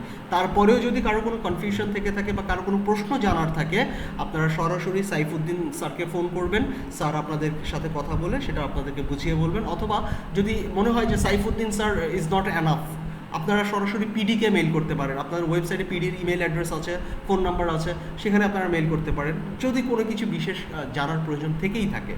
অলরাইট, সো কনফিউজড হওয়ার কিছু নেই বা টেনশন করার কিছু নাই। ওকে, যে এখানে কী হচ্ছে, কোনটা ফেক কোনটা রিয়েল। এখানে ফেক বলতে আসলে কী বোঝাচ্ছেন আই ডোন্ট নো, ফেকটা কেন আপনারা বললেন, বাট এখানে ফেকের কিছু নেই, সবাই রিয়েল, সবাই কনসালটেন্সি, সবাই ক্লাস নিচ্ছে, তাই না? কেউ তো আর ফ্রি ক্লাস নেবে না। আপনাদেরকে যে ক্লাস নিচ্ছি, আপনাদের কাছে তো টাকা নেওয়া হচ্ছে না, সো আমি তো আর ফ্রি ক্লাস নিব না যদি আমি ফেক হয়ে থাকি, তাই না? আমি রিয়েল বলেই তো ক্লাসটা নিচ্ছি, রাইট?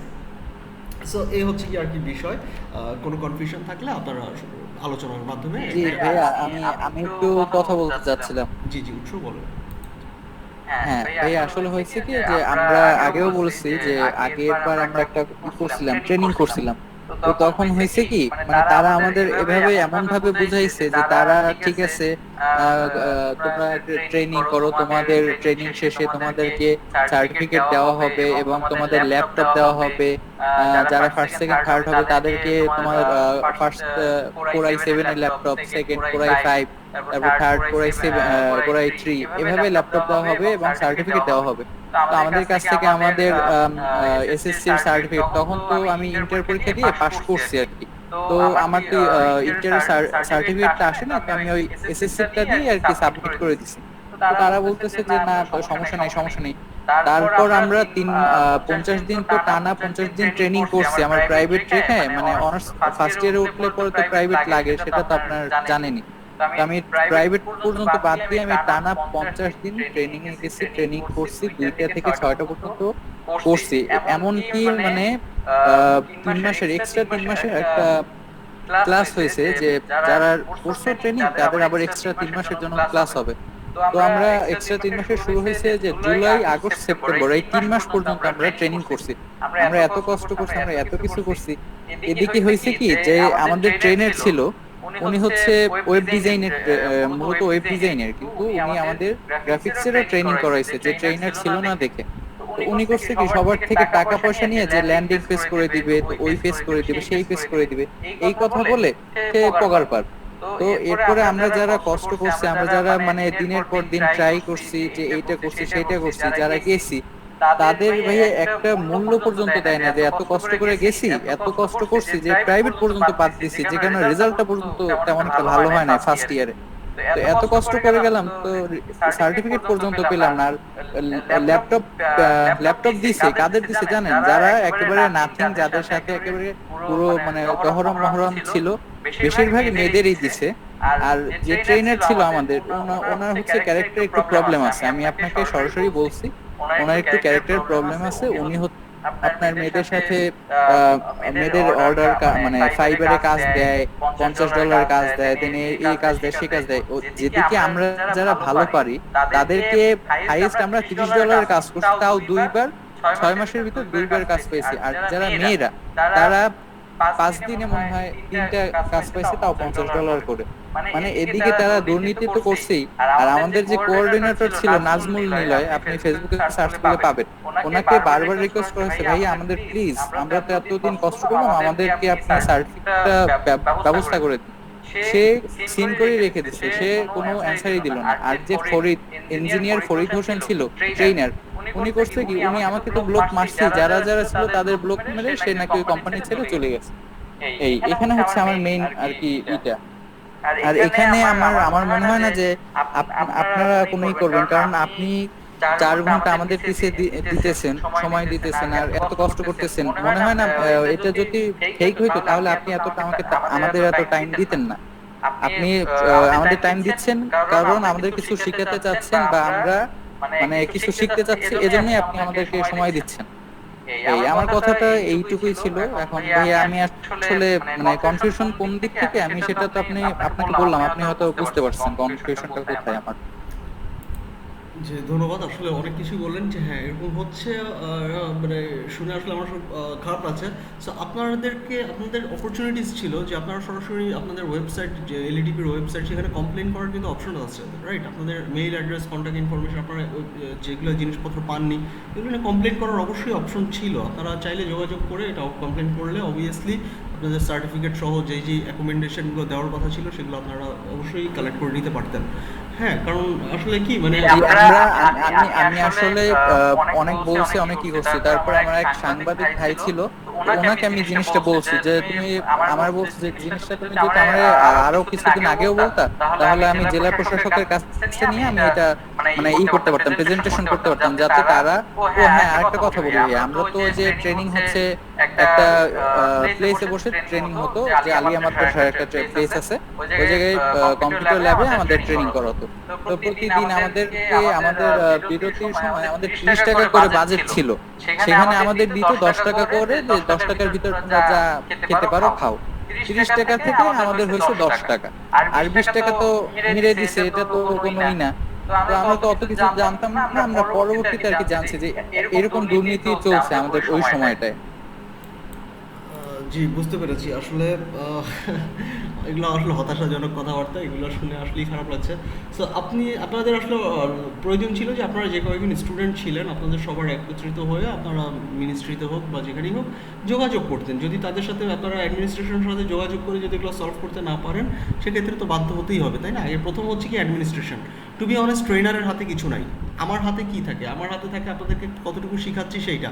ওনারা ক্লাস মনিটর করে দেখে যে আমি কতটুকু শেখাতে পারছি। যদি ওনাদের মনে হয় যে না কামরুল মানে অ্যাপ্রোপ্রিয়েট না বা কামরুলের যোগ্যতা নাই স্টুডেন্টদেরকে শেখানোর, সেক্ষেত্রে অবশ্যই কামরুলকে বাদ দিয়ে দেওয়া হবে, ঠিক আছে?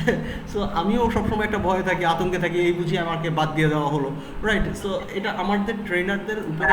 ভাই আসলে আপনার যে মানে যোগ্যতা নাই এটা যদি কেউ বলে তাহলে সেটা অবশ্যই ভুল বলবে, কারণ আপনার যদি যোগ্যতা না থাকে তাহলে আপনি হয়তো এই পর্যন্ত আসতে পারতেন না। না না, সেটা হচ্ছে কি আপনার পার্সোনাল অপিনিয়ন, বাট হতে পারে যে যারা আমাকে মনিটর করছে তারা হয়তো বা ভাবতেই পারে, রাইট? এটা আসলে ম্যান টু ম্যান ভ্যারি করে, হিউম্যান টু হিউম্যান ভ্যারি করে। সো তারা মনিটর করছে, দেখছে যে আসলে আমি স্টুডেন্টদেরকে কত পার্সেন্ট দিতে পারছি বা কতটুকু আমি অ্যাকুরেটলি শেখাচ্ছি যে সেটা কি ঠিক হচ্ছে না ভুল হচ্ছে, সেটাও কিন্তু তারা চেক করছে। এখানে আমার চাইতে অভিজ্ঞ যারা সিনিয়র আছেন গ্রাফিক ডিজাইনার, তারাও কিন্তু এই বিষয়গুলোর সম্পর্কে চেক করে, আপনাদের ক্লাস ভিডিওগুলো কিন্তু তারা দেখে। সো এখান থেকে ট্রেনারের যতটুকু সামর্থ্য, আমার সামর্থ্য হচ্ছে কি আপনাদের অ্যাডমিনিস্ট্রেশন এবং আপনাদের মাঝে একটা কমিউনিকেশন তৈরি করে দেওয়া পর্যন্ত আমার কিন্তু কাজ আছে। বাট আপনাদের সার্টিফিকেটটা আপনারা কিভাবে পাবেন, আপনাদেরকে কিভাবে after end of the course আপনাদেরকে কীভাবে রিওয়ার্ডগুলো দেওয়া হবে, আপনাদেরকে কীভাবে অ্যাকোমেন্ডেশনগুলো দেওয়া হবে, এগুলো টোটালটাই হচ্ছে অ্যাডমিনিস্ট্রেশনের দায়িত্বে আছে আমাদের সাইফুদ্দিন ভাই স্যার।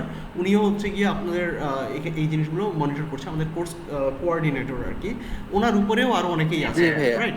সো অ্যাডমিনিস্ট্রেশনের ধাপগুলো আসলে অনেকগুলা, বুঝতে পারছেন? কেউ কোর্স কন্টেন্ট নিয়ে কাজ করছে, কেউ আপনাদের এই ফাইলগুলোর ইউটিউব চ্যানেলের লিঙ্কগুলো মিনিস্ট্রিতে শেয়ার করছে, কেউ হচ্ছে এই যে মিনিস্ট্রির সাথে এই কোর্সের যেই সম্পর্ক, এগুলোর ডকুমেন্টেশন, এগুলো আপনারা জানেন যে অনেক ধরনের ডকুমেন্টেশন লাগে, প্রত্যেকটা স্টুডেন্টের আলাদা আলাদা প্রোফাইল লাগে, রাইট? এই কাজগুলো করার জন্য অনেক ব্যক্তিবর্গ আসলে এটার ব্যাক এন্ডে কাজ করছে। এখানে শুধুমাত্র ট্রেনার এবং স্টুডেন্ট এরকম না বিষয়টা, এই যে আপনাদের প্রসিডিউর, এখানে আসলে অনেকগুলা স্টেপে আসলে কাজ হয়, অনেকগুলা মানুষ আসলে এই কোর্সটার পেছনে বসে বসে কাজ করছে প্রতিনিয়ত, ঠিক আছে? সো আপনাদের টেনশন, জি ভাই, সেটাই আশা করতেছি যে আপনাদের থেকে যেন আমরা বিট্রে না হই এবং যত তাড়াতাড়ি সম্ভব যেন আমাদের যে এই যে ক্লাসটা এটা যেন এই জেলা প্রশাসকের কার্যালয়ে যেন ওই ওঠে যে না আপনারা আমাদেরকে ট্রেনিং করাচ্ছেন বা এমন একটা কিছু যেন প্রমাণ থাকে, প্রুফ থাকে ওই জায়গায়। আচ্ছা আচ্ছা, বুঝতে পেরেছি। আপনাদের ব্যাচ নাম্বার আছে, এটা জানেন তো? আপনাদের লট নাম্বার আছে, ব্যাচ নাম্বার অলরেডি দিয়ে দেওয়া হয়েছে। আপনাদের এই ব্যাচ হ্যাঁ নাম্বারটাই হ্যাঁ হচ্ছে ইম্পর্টেন্ট। আপনারা যখন মিনিস্ট্রিতে কথা বলবেন, এই ব্যাচ নাম্বারটা বলে বলবেন যে আমি এই ব্যাচের স্টুডেন্ট। আপনার ট্র্যাকিং, আপনার লিস্ট সব কিছু কিন্তু অলরেডি আছে। ইভেন আপনাদের প্রত্যেকের ইন্ডিভিজুয়াল প্রোফাইল কিন্তু ক্রিয়েট করা আছে।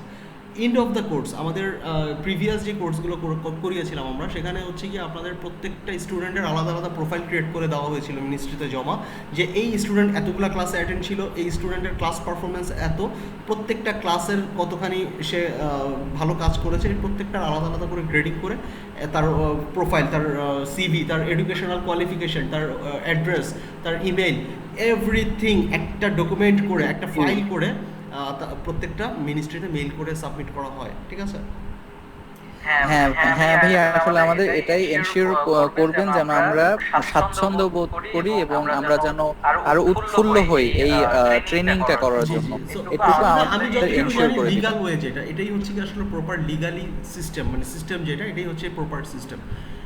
এর বাহিরে যদি কিছু হয়ে থাকে আপনারা কাইন্ডলি হয়, আমি প্রথমেই অনুরোধ করবো আপনারা সাইফুদ্দিন স্যারের সাথে কথা বলেন। তিনি আপনাদেরকে যদি কোনো কনফিউশন থেকে থাকে তিনি আপনাদেরকে সলভ করে দিবেন। ঠিক আছে? আপনাদের যদি মনে হয় যে ভাই আমাদের এটা কবে নাগাদ আসতে পারে বা এটা কবে নাগাদ হতে পারে, এগুলো বিষয় নিয়ে আপনারা সাইফুদ্দিন স্যারের সাথে কথা বলবেন। আর এরপরেও যদি উনি সলিউশন দিতে না পারে, এরপরে সাইফুদ্দিন স্যার হয়তো বা আপনাদেরকে পিডি স্যারের ইমেল অ্যাড্রেস অলরেডি প্রোভাইড করেছে, অথবা আপনারা ওয়েবসাইটে গেলেও পিডি স্যারের ইমেল অ্যাড্রেস পাবেন, ফোন নাম্বার পাবেন, আপনারা যোগাযোগ করতে পারবেন, নো প্রবলেম। এখানে ফেক রিয়েল বা প্রতারণা করার আসলে কোনো অপরচুনিটি নাই, বা আমরা আসলে ওই সুযোগটা পাবো না। আমরা প্রতারণা করে কোথায় পালাবো, তাই না? আমার লাস্ট 10 ইয়ার্সের আমার ক্যারিয়ার, আমি প্রতারণা করে কোথায় যাব? তাই না? সো এই হচ্ছে গিয়ে বিষয়, প্রতারণা করার কিছু নাই। আচ্ছা, আমরা অনেক ভাই আসলে আমার কথা আর কি, মানে মনে কিছু করবেন না, যেটা আর কি বললাম না এটা আসলে সেজন্য রিয়েল কিছু ফ্যাক্ট। মনে আপনি করবেন যেটা না। বলেছেন, আপনার এটা আমার শুনে আসলে সত্যি আমার খুব খারাপ লেগেছে। এটা হয়তো বা আপনাদের সাথে যারা করেছে তাদের সাথে হয়তো বা মিনিস্ট্রির একটা মিসকমিউনিকেশন হয়ে গিয়েছে, অথবা তারা কি করেছে আই ডোন্ট নো। আসলে না জেনে আসলে মন্তব্য করাটা আসলে অনেকটা, মানে ইসলামের দৃষ্টিতে হোক বা ব্যক্তি জীবনে হোক, একটু খারাপ দেখায় আর কি। সো আপনারা আসলে এই বিষয়টা নিয়ে আপনারা মিনিস্ট্রি হোক বা হচ্ছে এলইডিপির যেই প্রজেক্ট ডিরেক্টর স্যার ছিলেন, ওনাদের সাথে আসলে একটু বিস্তারিত আলোচনার মাধ্যমে এটা সলভ করে নিতে পারতেন। আসলে আমার মনে হয় এটা খুব আহামরি কোনো ঝামেলা না, কারণ আপনারা যদি কোনো কমপ্লেন করেন মিনিস্ট্রি থেকে তো তাদের বিল উঠাতে হবে, বিলটা কিন্তু আটকে যাবে, এটা তো জানেন আপনারা। মিনিস্ট্রি কিন্তু খুব রেস্ট্রিক্টেড, গভর্নমেন্ট কিন্তু খুবই রেস্ট্রিক্টেড এইসব। জি আসলে আসলে আসলে তখন ব্যাচের ভিতরে সব থেকে ছোট ছিলাম আমি, আর সবাই ছিল বড় বড়, কিন্তু তারা কোনো স্টেপ নেয়নি বা তারা কি করবে সেই বিষয়ে আমাকে এটাই ছিল হয়তো আপনাদের বোকামিটা বা ভুল। যাই হোক, ওই বিষয় নিয়ে আমরা আর আলোচনা না করি, সবাই বোর হচ্ছেন। আমরা একটু ক্লাসটা শুরু করি, ওকে? সো আপনাদের ক্লাসে আজকে আমি যে জিনিসগুলো নিয়ে আলোচনা করলাম, এগুলোর মধ্যে যদি কারো কোনো কোশ্চেন থাকে, কারো কনফিউশন থাকে, আমার সাথে বলতে পারেন 2-1 মিনিটের মধ্যে, প্লিজ।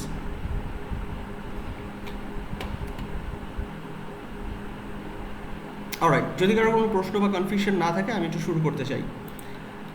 আমরা ফটোশপ অন করলাম, ফটোশপ অন করার পরে এইরকম ইন্টারফেসটা দেখবো। আমরা যদি ইন্টারফেস না দেখতে পারি, আমরা আমাদের উইন্ডো থেকে ওয়ার্ক স্পেস, আমরা এসেনশিয়ালে ক্লিক করার মাধ্যমে আমরা আমাদের ইন্টারফেসটাকে চেঞ্জ করে নিতেই পারি, রাইট? সো আমি ইতিমধ্যে ওয়ার্ক স্পেস সেভ করে রেখেছিলাম কামরুল নামে, এটা আপনারা জানেন। সো আজকে আমি আপনাদেরকে কয়েকটি বিষয় নিয়ে একটু দেখাতে চাই। সেটা হচ্ছে কি, আমরা আজকে ফেসবুক অ্যাড নিয়ে কাজ করব। ফেসবুক অ্যাডে আমরা জানি কি স্কোয়ার সাইজ, এবং এটার পিক্সেল হচ্ছে 1200 পিক্সেল ইন্টু 1200 পিক্সেল। অনেকে 1080x1080 করে, ইট ডাজেন্ট ম্যাটার, বাট আমরা রাখবো 1200 পিক্সেল। Sorry,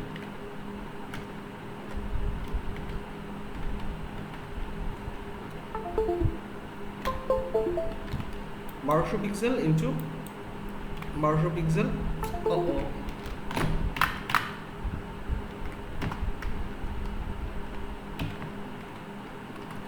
1200 pixel. আচ্ছা, আরেকটা বিষয় হচ্ছে রেজুলেশনটা হচ্ছে 300, রাইট? এই 300 রেজুলেশনে আমরা রাখবো। ওয়েবের জন্য আমাদের 300 রেজুলেশনের কোনো দরকার নেই, আমরা এখান থেকে রেজুলেশন দিয়ে দিব হচ্ছে গিয়ে 150, ওকে? 150 দিয়ে দিলাম। আমাদের RGB কালার মোড, অবভিয়াসলি ওয়েবের জন্য আমাদের কি রাখতে হবে? RGB, রেড গ্রিন ব্লু, এই কালার মোডটা রাখতে হবে, কারণ ডিজিটাল মার্কেটিংয়ের জন্য অ্যাড ব্যানার যেগুলো, সেগুলো অবশ্যই ডিজিটাল প্ল্যাটফর্মে মানুষ এটা দেখবে। এটা হতে পারে ওয়েবসাইট, হতে পারে এটা ট্যাব, হতে পারে এটা অ্যান্ড্রয়েড মোবাইল, হতে পারে iOS মোবাইল, তাই না? ল্যাপটপ, কম্পিউটার, এই ডিজিটাল ডিভাইসগুলোতেই দেখবে, এর বাইরে আসলে দেখবে না বা দেখার সুযোগ নাই। সো এটার জন্য আমাদেরকে কী করতে হবে? আমাদেরকে কালার মোডটাকে অবশ্যই RGB রাখতে হবে। বুঝতে পেরেছি? সো আমি এখানে দিয়ে দিলাম ফার্স্ট ওকে। সো এতটুকু দিয়ে আমি এন্টার দিলাম। এন্টার দেওয়ার পরে এখন আমাকে কোনো একটা বিষয় ডিজাইন করার পূর্বে যে ইম্পর্টেন্ট জিনিসটা সেটা হচ্ছে গিয়ে ডিজাইন প্ল্যানিং। ডিজাইন প্ল্যানিংটা কি আসলে? ডিজাইন প্ল্যানিংটা হচ্ছে গিয়ে আমি তার আগে হচ্ছে ডিজাইন কনসেপ্ট, যে আমি আসলে কী নিয়ে ডিজাইন করবো, রাইট? সো আমরা যদি চিন্তা করি যে আমরা কোনো একটা প্রোডাক্টের জন্য ডিজিটাল মার্কেটিং নিয়ে কাজ করবো, ডিজিটাল মার্কেটিং বলতেছি, ফেসবুকের ডিজাইন রেডি করবো কোনো একটা প্রোডাক্টের উপরে, তাহলে কোনো একটা প্রোডাক্ট নিয়ে কাজ করতে হলে আমাকে কী লাগবে? মাস্ট কী লাগবে? প্রোডাক্টের ইমেজ লাগবে, তাই না?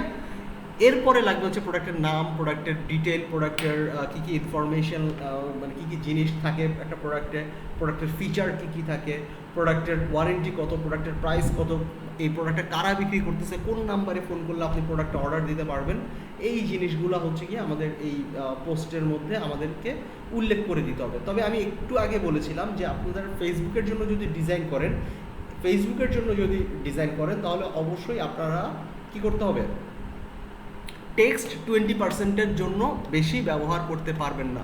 20% টেক্সট একটা গাইডলাইন আছে, এটা তো জানেন আপনারা, রাইট? সো 20% টেক্সটের একটা গাইডলাইন থাকে ফেসবুক ডিজাইনের জন্য। 20%-এর বেশি টেক্সট ব্যবহার করা সম্ভব না, এটা তো বুঝতে পারছেন, তাই না? সো আমি যদি একটা আজকে আমাদের প্রোডাক্টটা আমি যদি ধরি যে একটা এসি বা এয়ার কন্ডিশনার লিখে, আজকে অনেক গরম পড়ছে তাই না? সো এয়ার কন্ডিশনার নিয়ে কাজ করি আজকে। সো এয়ার কন্ডিশনার, অনেকে বলে যে এয়ার কন্ডিশনার দেখলেও নাকি ঠান্ডা লাগে। সো দেখি আজকে এয়ার কন্ডিশনারের ছবি নিয়ে কাজ করলে ঠান্ডা হয়ে যায় কিনা আমরা। সো যাই হোক, যেটা বলছিলাম যে একটা এয়ার কন্ডিশনার নিয়ে যদি আমরা কাজ করি, ফার্স্টে আমাদের কি লাগবে? আমাদের প্রথম জরুরি বা প্রয়োজনীয় যে জিনিসটা সেটা হচ্ছে গিয়ে আমাদের ইমেজ, রাইট? সো আমি যদি এসির ইমেজ, যেহেতু আমাদের এখন আপাতত একটা ইমেজের প্রয়োজন, আমরা গুগল থেকে একটি ইমেজকে নামিয়ে নিব। তবে অবশ্যই ইমেজের রেজুলেশনটা দেখেন, এখানে 400x400 pixel, right? 400x400 pixel কিন্তু আমার ইমেজটাতে যদি আমি বসাই, ইমেজের রেজুলেশনটা কেটে যাবে বা কম হয়ে যাবে। এটার জন্য আমি যদি এয়ার কন্ডিশনার স্প্লিট লিখি, স্প্লিট এয়ার কন্ডিশনার হচ্ছে এগুলো, হ্যাঁ, আর এগুলো হচ্ছে ওয়াল এয়ার কন্ডিশনার। সো স্প্লিট দিয়ে যদি আমরা স্প্লিট নিয়ে কাজ করি, সো আমরা এখান থেকে ইমেজের রেজুলেশনটাকে এখানে টুলসে ক্লিক করব। টুলসে ক্লিক করে এই যে টুলসে ক্লিক করলে এই অপশনটা আসবে। এই অপশন থেকে সাইজটাকে আমরা লার্জ করে দিব, লার্জ। তাহলে লার্জ সাইজের যে ইমেজগুলো আছে সেগুলোই শুধুমাত্র আমার কাছে ভিজিবল হবে। আচ্ছা, সো এই যে এখানে দেখতে পাচ্ছেন যে দুইটা ইমেজ আসছে দারাজের। এটা হচ্ছে গিয়ে আমি এই ইমেজটাতে যদি ক্লিক করি বা এই ইমেজটাতে ক্লিক করি, এটার পিক্সেলটা দেখি কত pixel, 1024x1024। I guess it's good, but আমি একটু ফ্রন্ট ভিউ চাচ্ছিলাম আসলে, এই যে এই ধরনের ফ্রন্ট ভিউটা এটা দেখি, এটা কত সাইজ, এটা 1000x1000 pixel, that's good, not bad. আমি ইমেজটাকে কপি করলাম, কপি করে নিয়ে এসে আমি কি করবো, একটা নতুন ফাইল নিব, নিউতে ক্লিক করলে দেখবেন এখানে অটোমেটিক 1000 পিক্সেল চলে আসছে। কারণ কি, আমার ইমেজটা যে কপি করেছি, আমি যদি আরেকবার বলি, আমার ইমেজটা যে কপি করেছি, ইমেজের সাইজ হচ্ছে 1000x1000 পিক্সেল। আমি যখনই কপি করব, ফটোশপে এসে Ctrl+N প্রেস করব, অটোমেটিক এই সাইজটা নিয়ে নিবে। আমি এখান থেকে রেজুলেশনটা 150 করে নিচ্ছি। ওহো, আমার কিবোর্ডটা মনে হয় গেল। অলরাইট, সো আমি এখান থেকে ওকে দিয়ে দিলাম। আচ্ছা, এখান থেকে এবার আমি কপি করেছিলাম, এবার আমি Ctrl+V দিয়ে পেস্ট করে দিব। ওকে, Ctrl+V দেওয়ার সাথে সাথে দেখেন ইমেজটা ঠিক 1000x1000 পিক্সেলে অ্যাটাচড হয়ে গেছে, এবং এটা আমার ব্যাকগ্রাউন্ড। আমি ব্যাকগ্রাউন্ডটাকে অফ করে দিলাম, ব্যাকগ্রাউন্ড আমার দরকার নেই। এখন এখানে দেখেন যে ইমেজটাও সাদা, আমার প্রোডাক্টটাও সাদা, একটু ডিফিকাল্ট হয়ে যাচ্ছে তাই না কাটা। এখন আমি যদি এখানে ক্লিক করি, আমি যদি লেয়ারটাকে সিলেক্ট করে, প্রোডাক্টের লেয়ারটাকে সিলেক্ট করে, দেখেন আমার ইমেজটা কিন্তু সাদার কারণে মিলিয়ে যাচ্ছে। আমি এখান থেকে টলারেন্স যদি 5 করে দিই, 5 করে দিয়ে যদি আমি ক্লিক করি, তাও আমার এখানে নয়েজ আসছে। আমি যদি এখানে 2 করে দিই টলারেন্স, তাও নয়েজ আসছে। 2 হয়নি। সো 2 করে দিই আমি যদি, না, হচ্ছে না। তার মানে কি আমাকে এভাবে করা যাবে না, আমাকে কি ব্যবহার করতে হবে, পেন টুল ব্যবহার করতে হবে। এই ধরনের কমপ্লিকেটেড যেটা হচ্ছে প্রোডাক্ট এবং ব্যাকগ্রাউন্ডের ইমেজ সেম, এই ধরনের প্রোডাক্ট আসলে ম্যাজিক টুল দিয়ে করা একটু ডিফিকাল্ট। সো আমি পেন টুল দিয়ে একটু জুম করে নিই ইমেজটি। অলরাইট, সো আমি খুব বেশি সময় নিব না, কারণ এখানে আসলে আমার মেন কাজ হচ্ছে ডিজাইন, আমার মেন কাজ এটার পিএনজি করা না।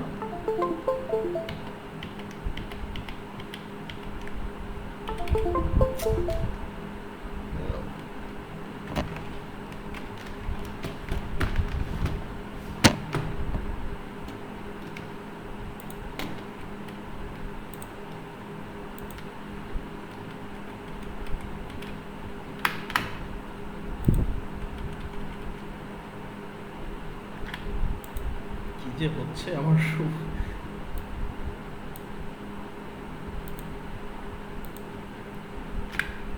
Alright.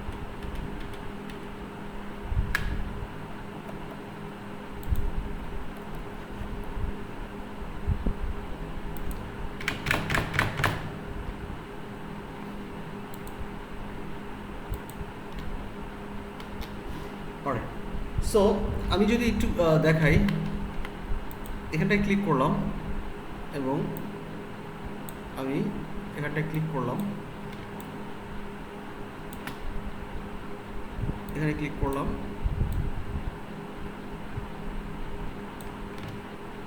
আমার কিবোর্ডটা একটু প্রবলেম করছে। সো এখানে যদি আমরা ক্লিক করে করে এটাকে আমরা একটু কার্ভ করতে হবে এই জায়গাটায়, রাইট? সো একটু কার্ভ করে নিলাম, কার্ভ করে নিয়ে আমি এখানটায় দিয়ে দিলাম।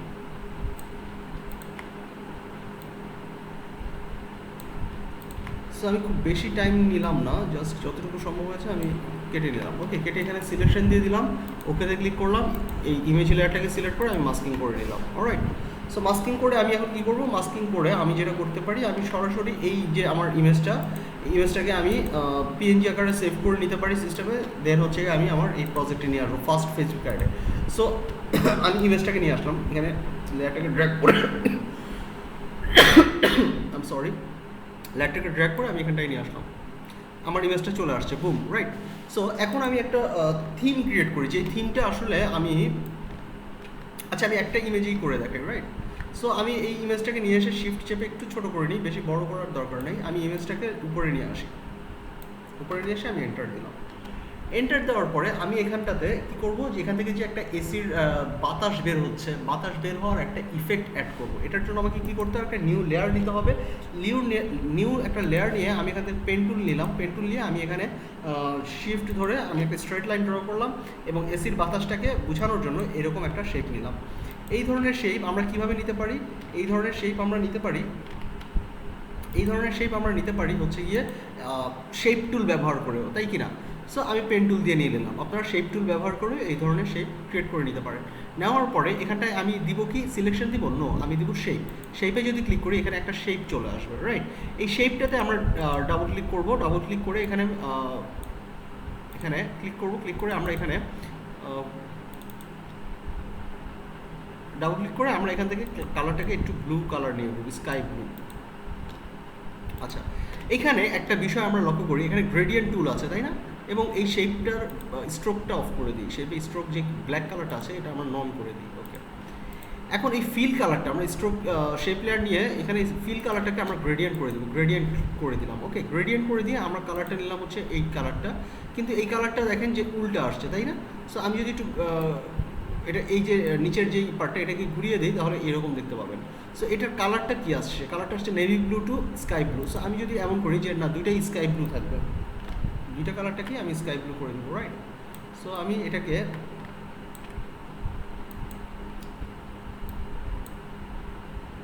আমার এটা দরকার নেই, আমি এটাকে হোয়াইট করে দিই, স্কাই ব্লু থেকে হোয়াইট কালারটা আসবে। ওকে, সরি, কন্ট্রোল জেড দিই। আচ্ছা, এখানে ডাবল ক্লিক করে ব্লু কালারটা নিয়ে আসি। অলরাইট, শীতের কালার বা বাতাসের কালার বা বৃষ্টির কালার, এটার তো আসলে কোনো কালার হয় না। কালার কি হয় আদৌ? বাতাসের কি কোনো রং হয়? হয় না। কিন্তু আমরা ডিজাইনাররা আমাদের একটা হিউম্যান সাইকোলজি থেকে আমরা বাতাস, আমরা কি বলে ঠান্ডা কিংবা এই ধরনের জিনিসগুলোকে আমরা একটু আকাশি কালারের সাথে পছন্দ করি। জি জি বলেন। যে ব্লু কালারের বদলে একটা গ্রে কালার দিলে কেমন হয়? আসলে এটার তো কোনো কালার নাই, কালার কি হয়, বাতাসের রং হয়, হয় না। বাট সাইকোলজিক্যাল দিক থেকে যদি চিন্তা করি, আমরা আকাশি কালারটা বেশিরভাগ ক্ষেত্রে দেখি আর কি, যে বাতাসের রং বা বৃষ্টির রং, এগুলোর তো আসলে রং নাই, বাট এই রংগুলোকে আমরা আকাশি কালার দেখতে আসলে বেশি পছন্দ করি। আপনি যেটা বলছেন গ্রে কালার, গ্রে কালারটাও কিন্তু ব্যবহার হয় বাতাসের রং। যেমন সাউন্ডের ইফেক্ট, বেইজ, যখন একটা স্পিকার নিয়ে কাজ করবেন, স্পিকার আমি যদি একটু দেখাই আপনাদেরকে, বেইজ মানে তো বুঝি তাই না, অডিও স্পিকার থেকে যে বিটটা আসে, অডিও, তাই না, অডিওর যেই বিট, আমি যদি সাউন্ড স্পিকার দেখাই,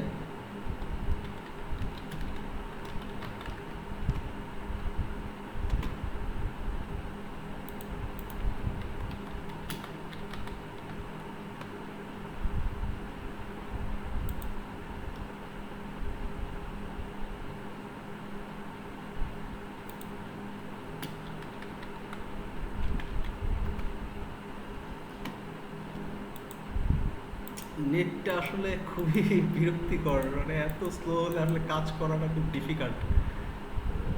ইফেক্ট করার ভুল হয়েছে, ইফেক্ট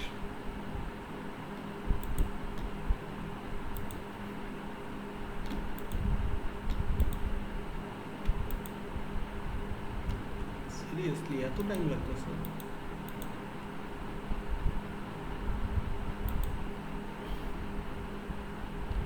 এই যে দেখেন, এই প্রোডাক্টগুলো যদি দেখেন, এই প্রোডাক্টগুলোতে একটু ব্লু ব্লু চলে আসছে তাই না, মানে ব্লু কালারটাকেই বেশি মূলত বেশি হাইলাইটেড করে আর কি এয়ারের ক্ষেত্রে, আর স্কাই ব্লু আর কি যেটা, ঠিক আছে। এয়ার ইফেক্ট ডিজাইন, এখানে সাউন্ড সিস্টেম,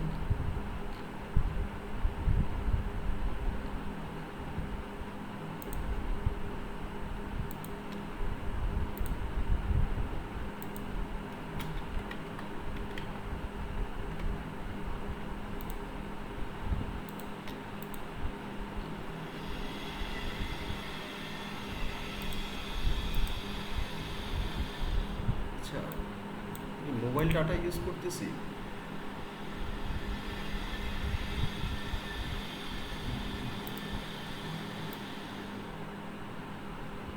আচ্ছা ভিউয়ার্স, আসলে আমি বুঝতেও পারছি না যে আসলে নেটটা এত স্লো কেন, দেখাতে পারছি না। যাই হোক, যেটা দেখাতে যাচ্ছিলাম আসলে ওটা দেখাতে পারি নাই, আমার ব্যর্থতা নেটের জন্য, সময়টা নষ্ট করতেছি। আচ্ছা যাই হোক, এগুলো লোড হতে হলে যদি আসে তাহলে দেখালাম, আর যদি না আসে সেক্ষেত্রে আপনারা এই যে পেয়ে গেছি। এই যে ধরেন এই ধরনের যে বিটগুলা, অডিও বিট, এই ধরনের যে পার্টিকেলগুলো তাই না, এরকম দেখবেন যে আপনাদের ওয়েভ বা তরঙ্গ, এই তরঙ্গ বা বিট, এগুলো কি আমরা দেখতে পারি? এগুলো দেখা যায়? দেখা যায় না, বাট একটা কাল্পনিক একটা ড্র করে নেই আমরা। আমরা ডিজাইনাররা কী করি দেখেন, এখানে ছোটো একটা সার্কেল, এখানে বড় একটা সার্কেল, তারপরে আরও বড় একটা সার্কেল, একটা ওয়েভের মতো আমরা কল্পনা করে নেই যে এখানে কাল্পনিকভাবে একটা বিট হচ্ছে, এটাকে বোঝানোর জন্য স্পিকার থেকে সাউন্ড বের হচ্ছে, ঠিক আছে। সো এই ধরনের বিটগুলাকে বা এই ধরনের এয়ার ইফেক্ট, এগুলো কাল্পনিক বিষয়বস্তু, বাট একজন ডিজাইনার কি করে, তার কল্পনা শক্তির মাধ্যমে এই জিনিসগুলো ব্যবহার করে। সো এখন এই জিনিসগুলো কি হয়ে গেছে, এগুলো একটা স্ট্যান্ডার্ড হয়ে গেছে, এগুলো একটা স্ট্যান্ডার্ডে দাঁড়াই গেছে যে এগুলো হচ্ছে কি আমাদের এয়ার ইফেক্ট, রাইট। ওয়াইফাইয়ের আইকন আমরা কি জানি যে 3টা দাগ তাই না, একটা দাগের উপরে আরেকটা দাগ, আরেকটা দাগের উপর আরেকটা দাগ। এই এয়ার মানে এই ওয়াইফাইয়ের আইকনটাও কিন্তু একটা কাল্পনিক বস্তু তাই না। ওয়াইফাই কি দেখা যায়? ওয়াইফাই কি, এটা একটা তরঙ্গ তাই না, এই তরঙ্গের মতো একটা ইফেক্ট ক্রিয়েট করা। সো ওভারঅল এরকম একটা জিনিস আমি তৈরি করে নিলাম। এটাকে আরও পিক্সেল পারফেক্ট করা যায়, কীভাবে করা যায় সেটাকে যদি আমি একটু মাস্কিং করে আমি যদি এখান থেকে শেপ ড্র করে আমি যদি এখানে শেপের সাইজটাকে একটু বড় করে নিই, এবং এখান থেকে আমি যদি ব্রাশ থেকে যদি আমি দেখি যে এয়ার ব্রাশ বা কিছু একটা পাই কিনা, তাহলে সেটা ব্যবহার করতে পারি। এয়ার ব্রাশ, এই যে এয়ার ব্রাশ যদি আমি নেই, এয়ার ব্রাশ নিয়ে যদি আমি এখান থেকে এয়ার ব্রাশের মতো করে আমি যদি এখান থেকে ড্র করে দিই, তাহলে দেখেন যে এখান থেকে মনে হচ্ছে যে এয়ারের মতো কিছু একটা বের হচ্ছে, রাইট।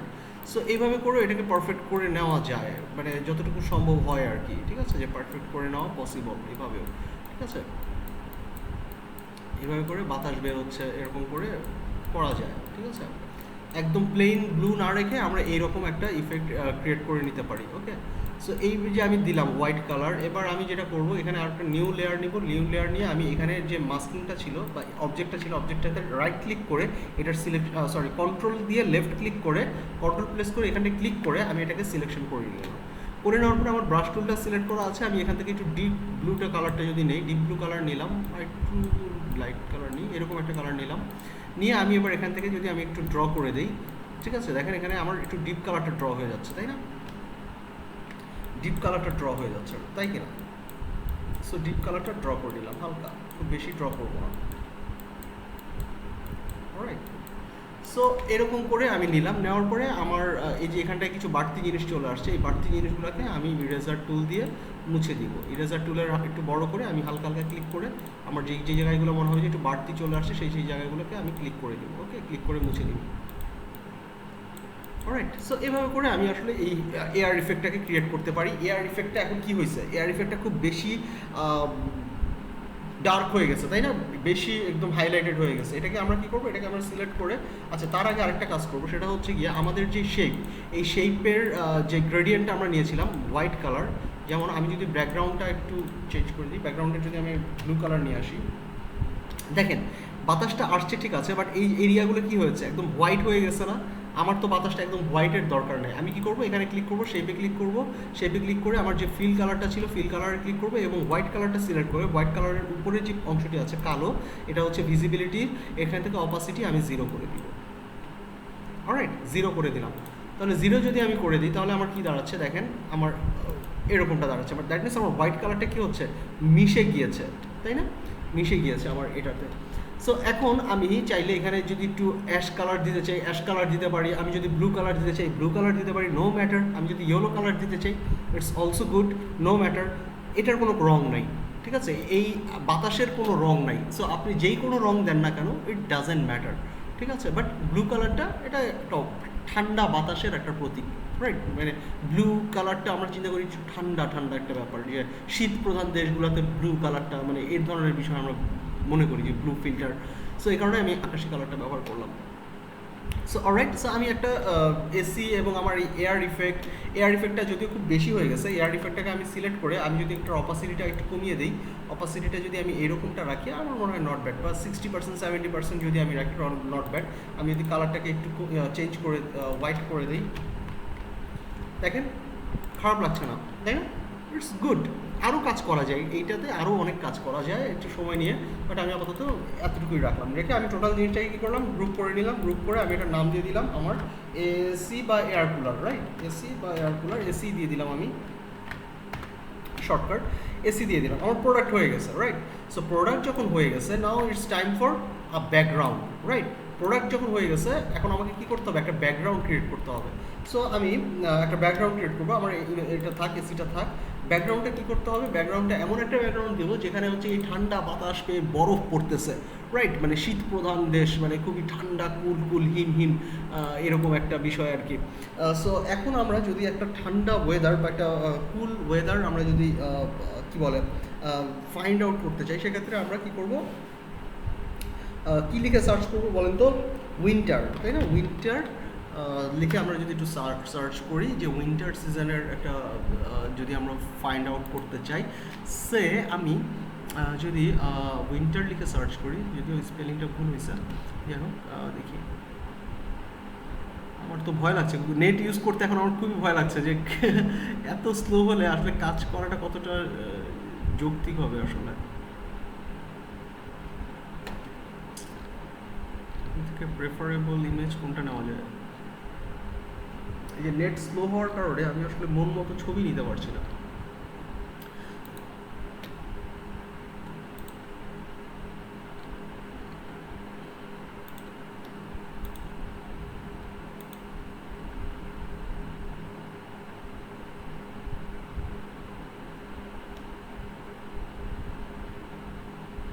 আমার বাসায় কারেন্ট থাকলে আমি এই ছবিগুলো আগেই ডাউনলোড করে রেখে দিতাম আপনাদের জন্য, বাট আমি আসলে খুবই সরি, কারেন্ট আজকে আমার সাথে খুবই ছিনিমিনি খেলেছে, যার কারণে আসলে আমি নিজেও প্রিপারেশন নিতে পারিনি।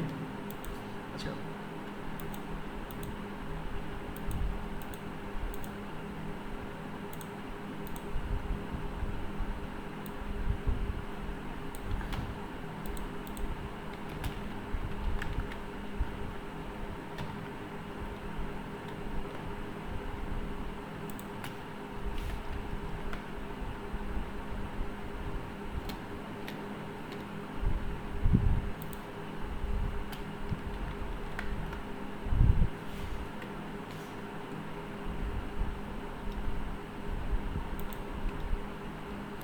আপনারা একটু বিরক্ত হচ্ছেন আশা করছি, কিন্তু একটু অপেক্ষা করি আমরা। সো আমি যদি ব্যাকগ্রাউন্ড হিসেবে এই ইমেজটাকে সিলেক্ট করি, আমি এই ইমেজটাকে এনে পেস্ট করে দিলাম। যদি ইমেজের রেজুলেশনটা খুব একটা ভালো না, বাট এখন আসলে নেটের জন্য আমাদের অ্যাকচুয়ালি একটু প্রবলেম হচ্ছে।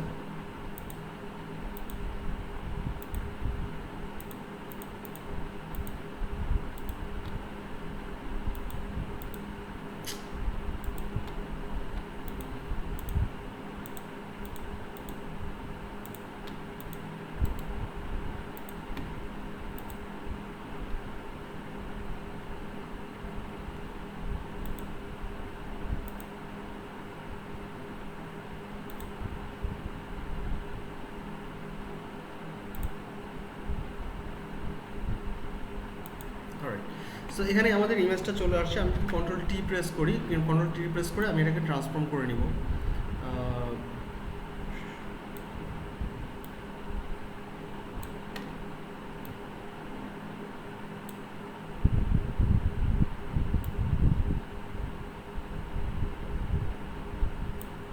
অলরাইট, ইমেজটার রেজুলেশনটা খারাপ, ফেটে গেছে। দেখতে পাচ্ছি ইমেজের রেজুলেশনটা খুবই খারাপ। আমি এটাকে নিচে নিয়ে আসি।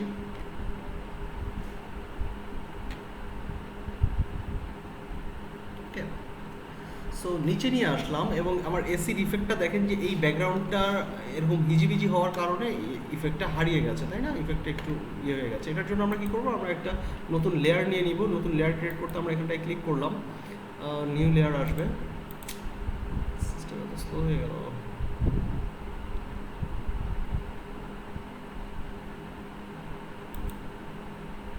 আচ্ছা, আমরা 10 মিনিটসের একটা ব্রেক নিই, 10 to 15 মিনিটসের একটা ব্রেক নিই। ব্রেক নেওয়ার পরে আমি আপনাদের আবার কন্টিনিউ করছি, ঠিক আছে? আমি একটু সিস্টেমটা একটু রিস্টার্ট দিয়ে দেখি কী অবস্থা, ঠিক আছে? পিসিটা খুব স্লো হয়ে গেছে, কাজ করতে পারতেছি না। ঠিক আছে ভাইয়া।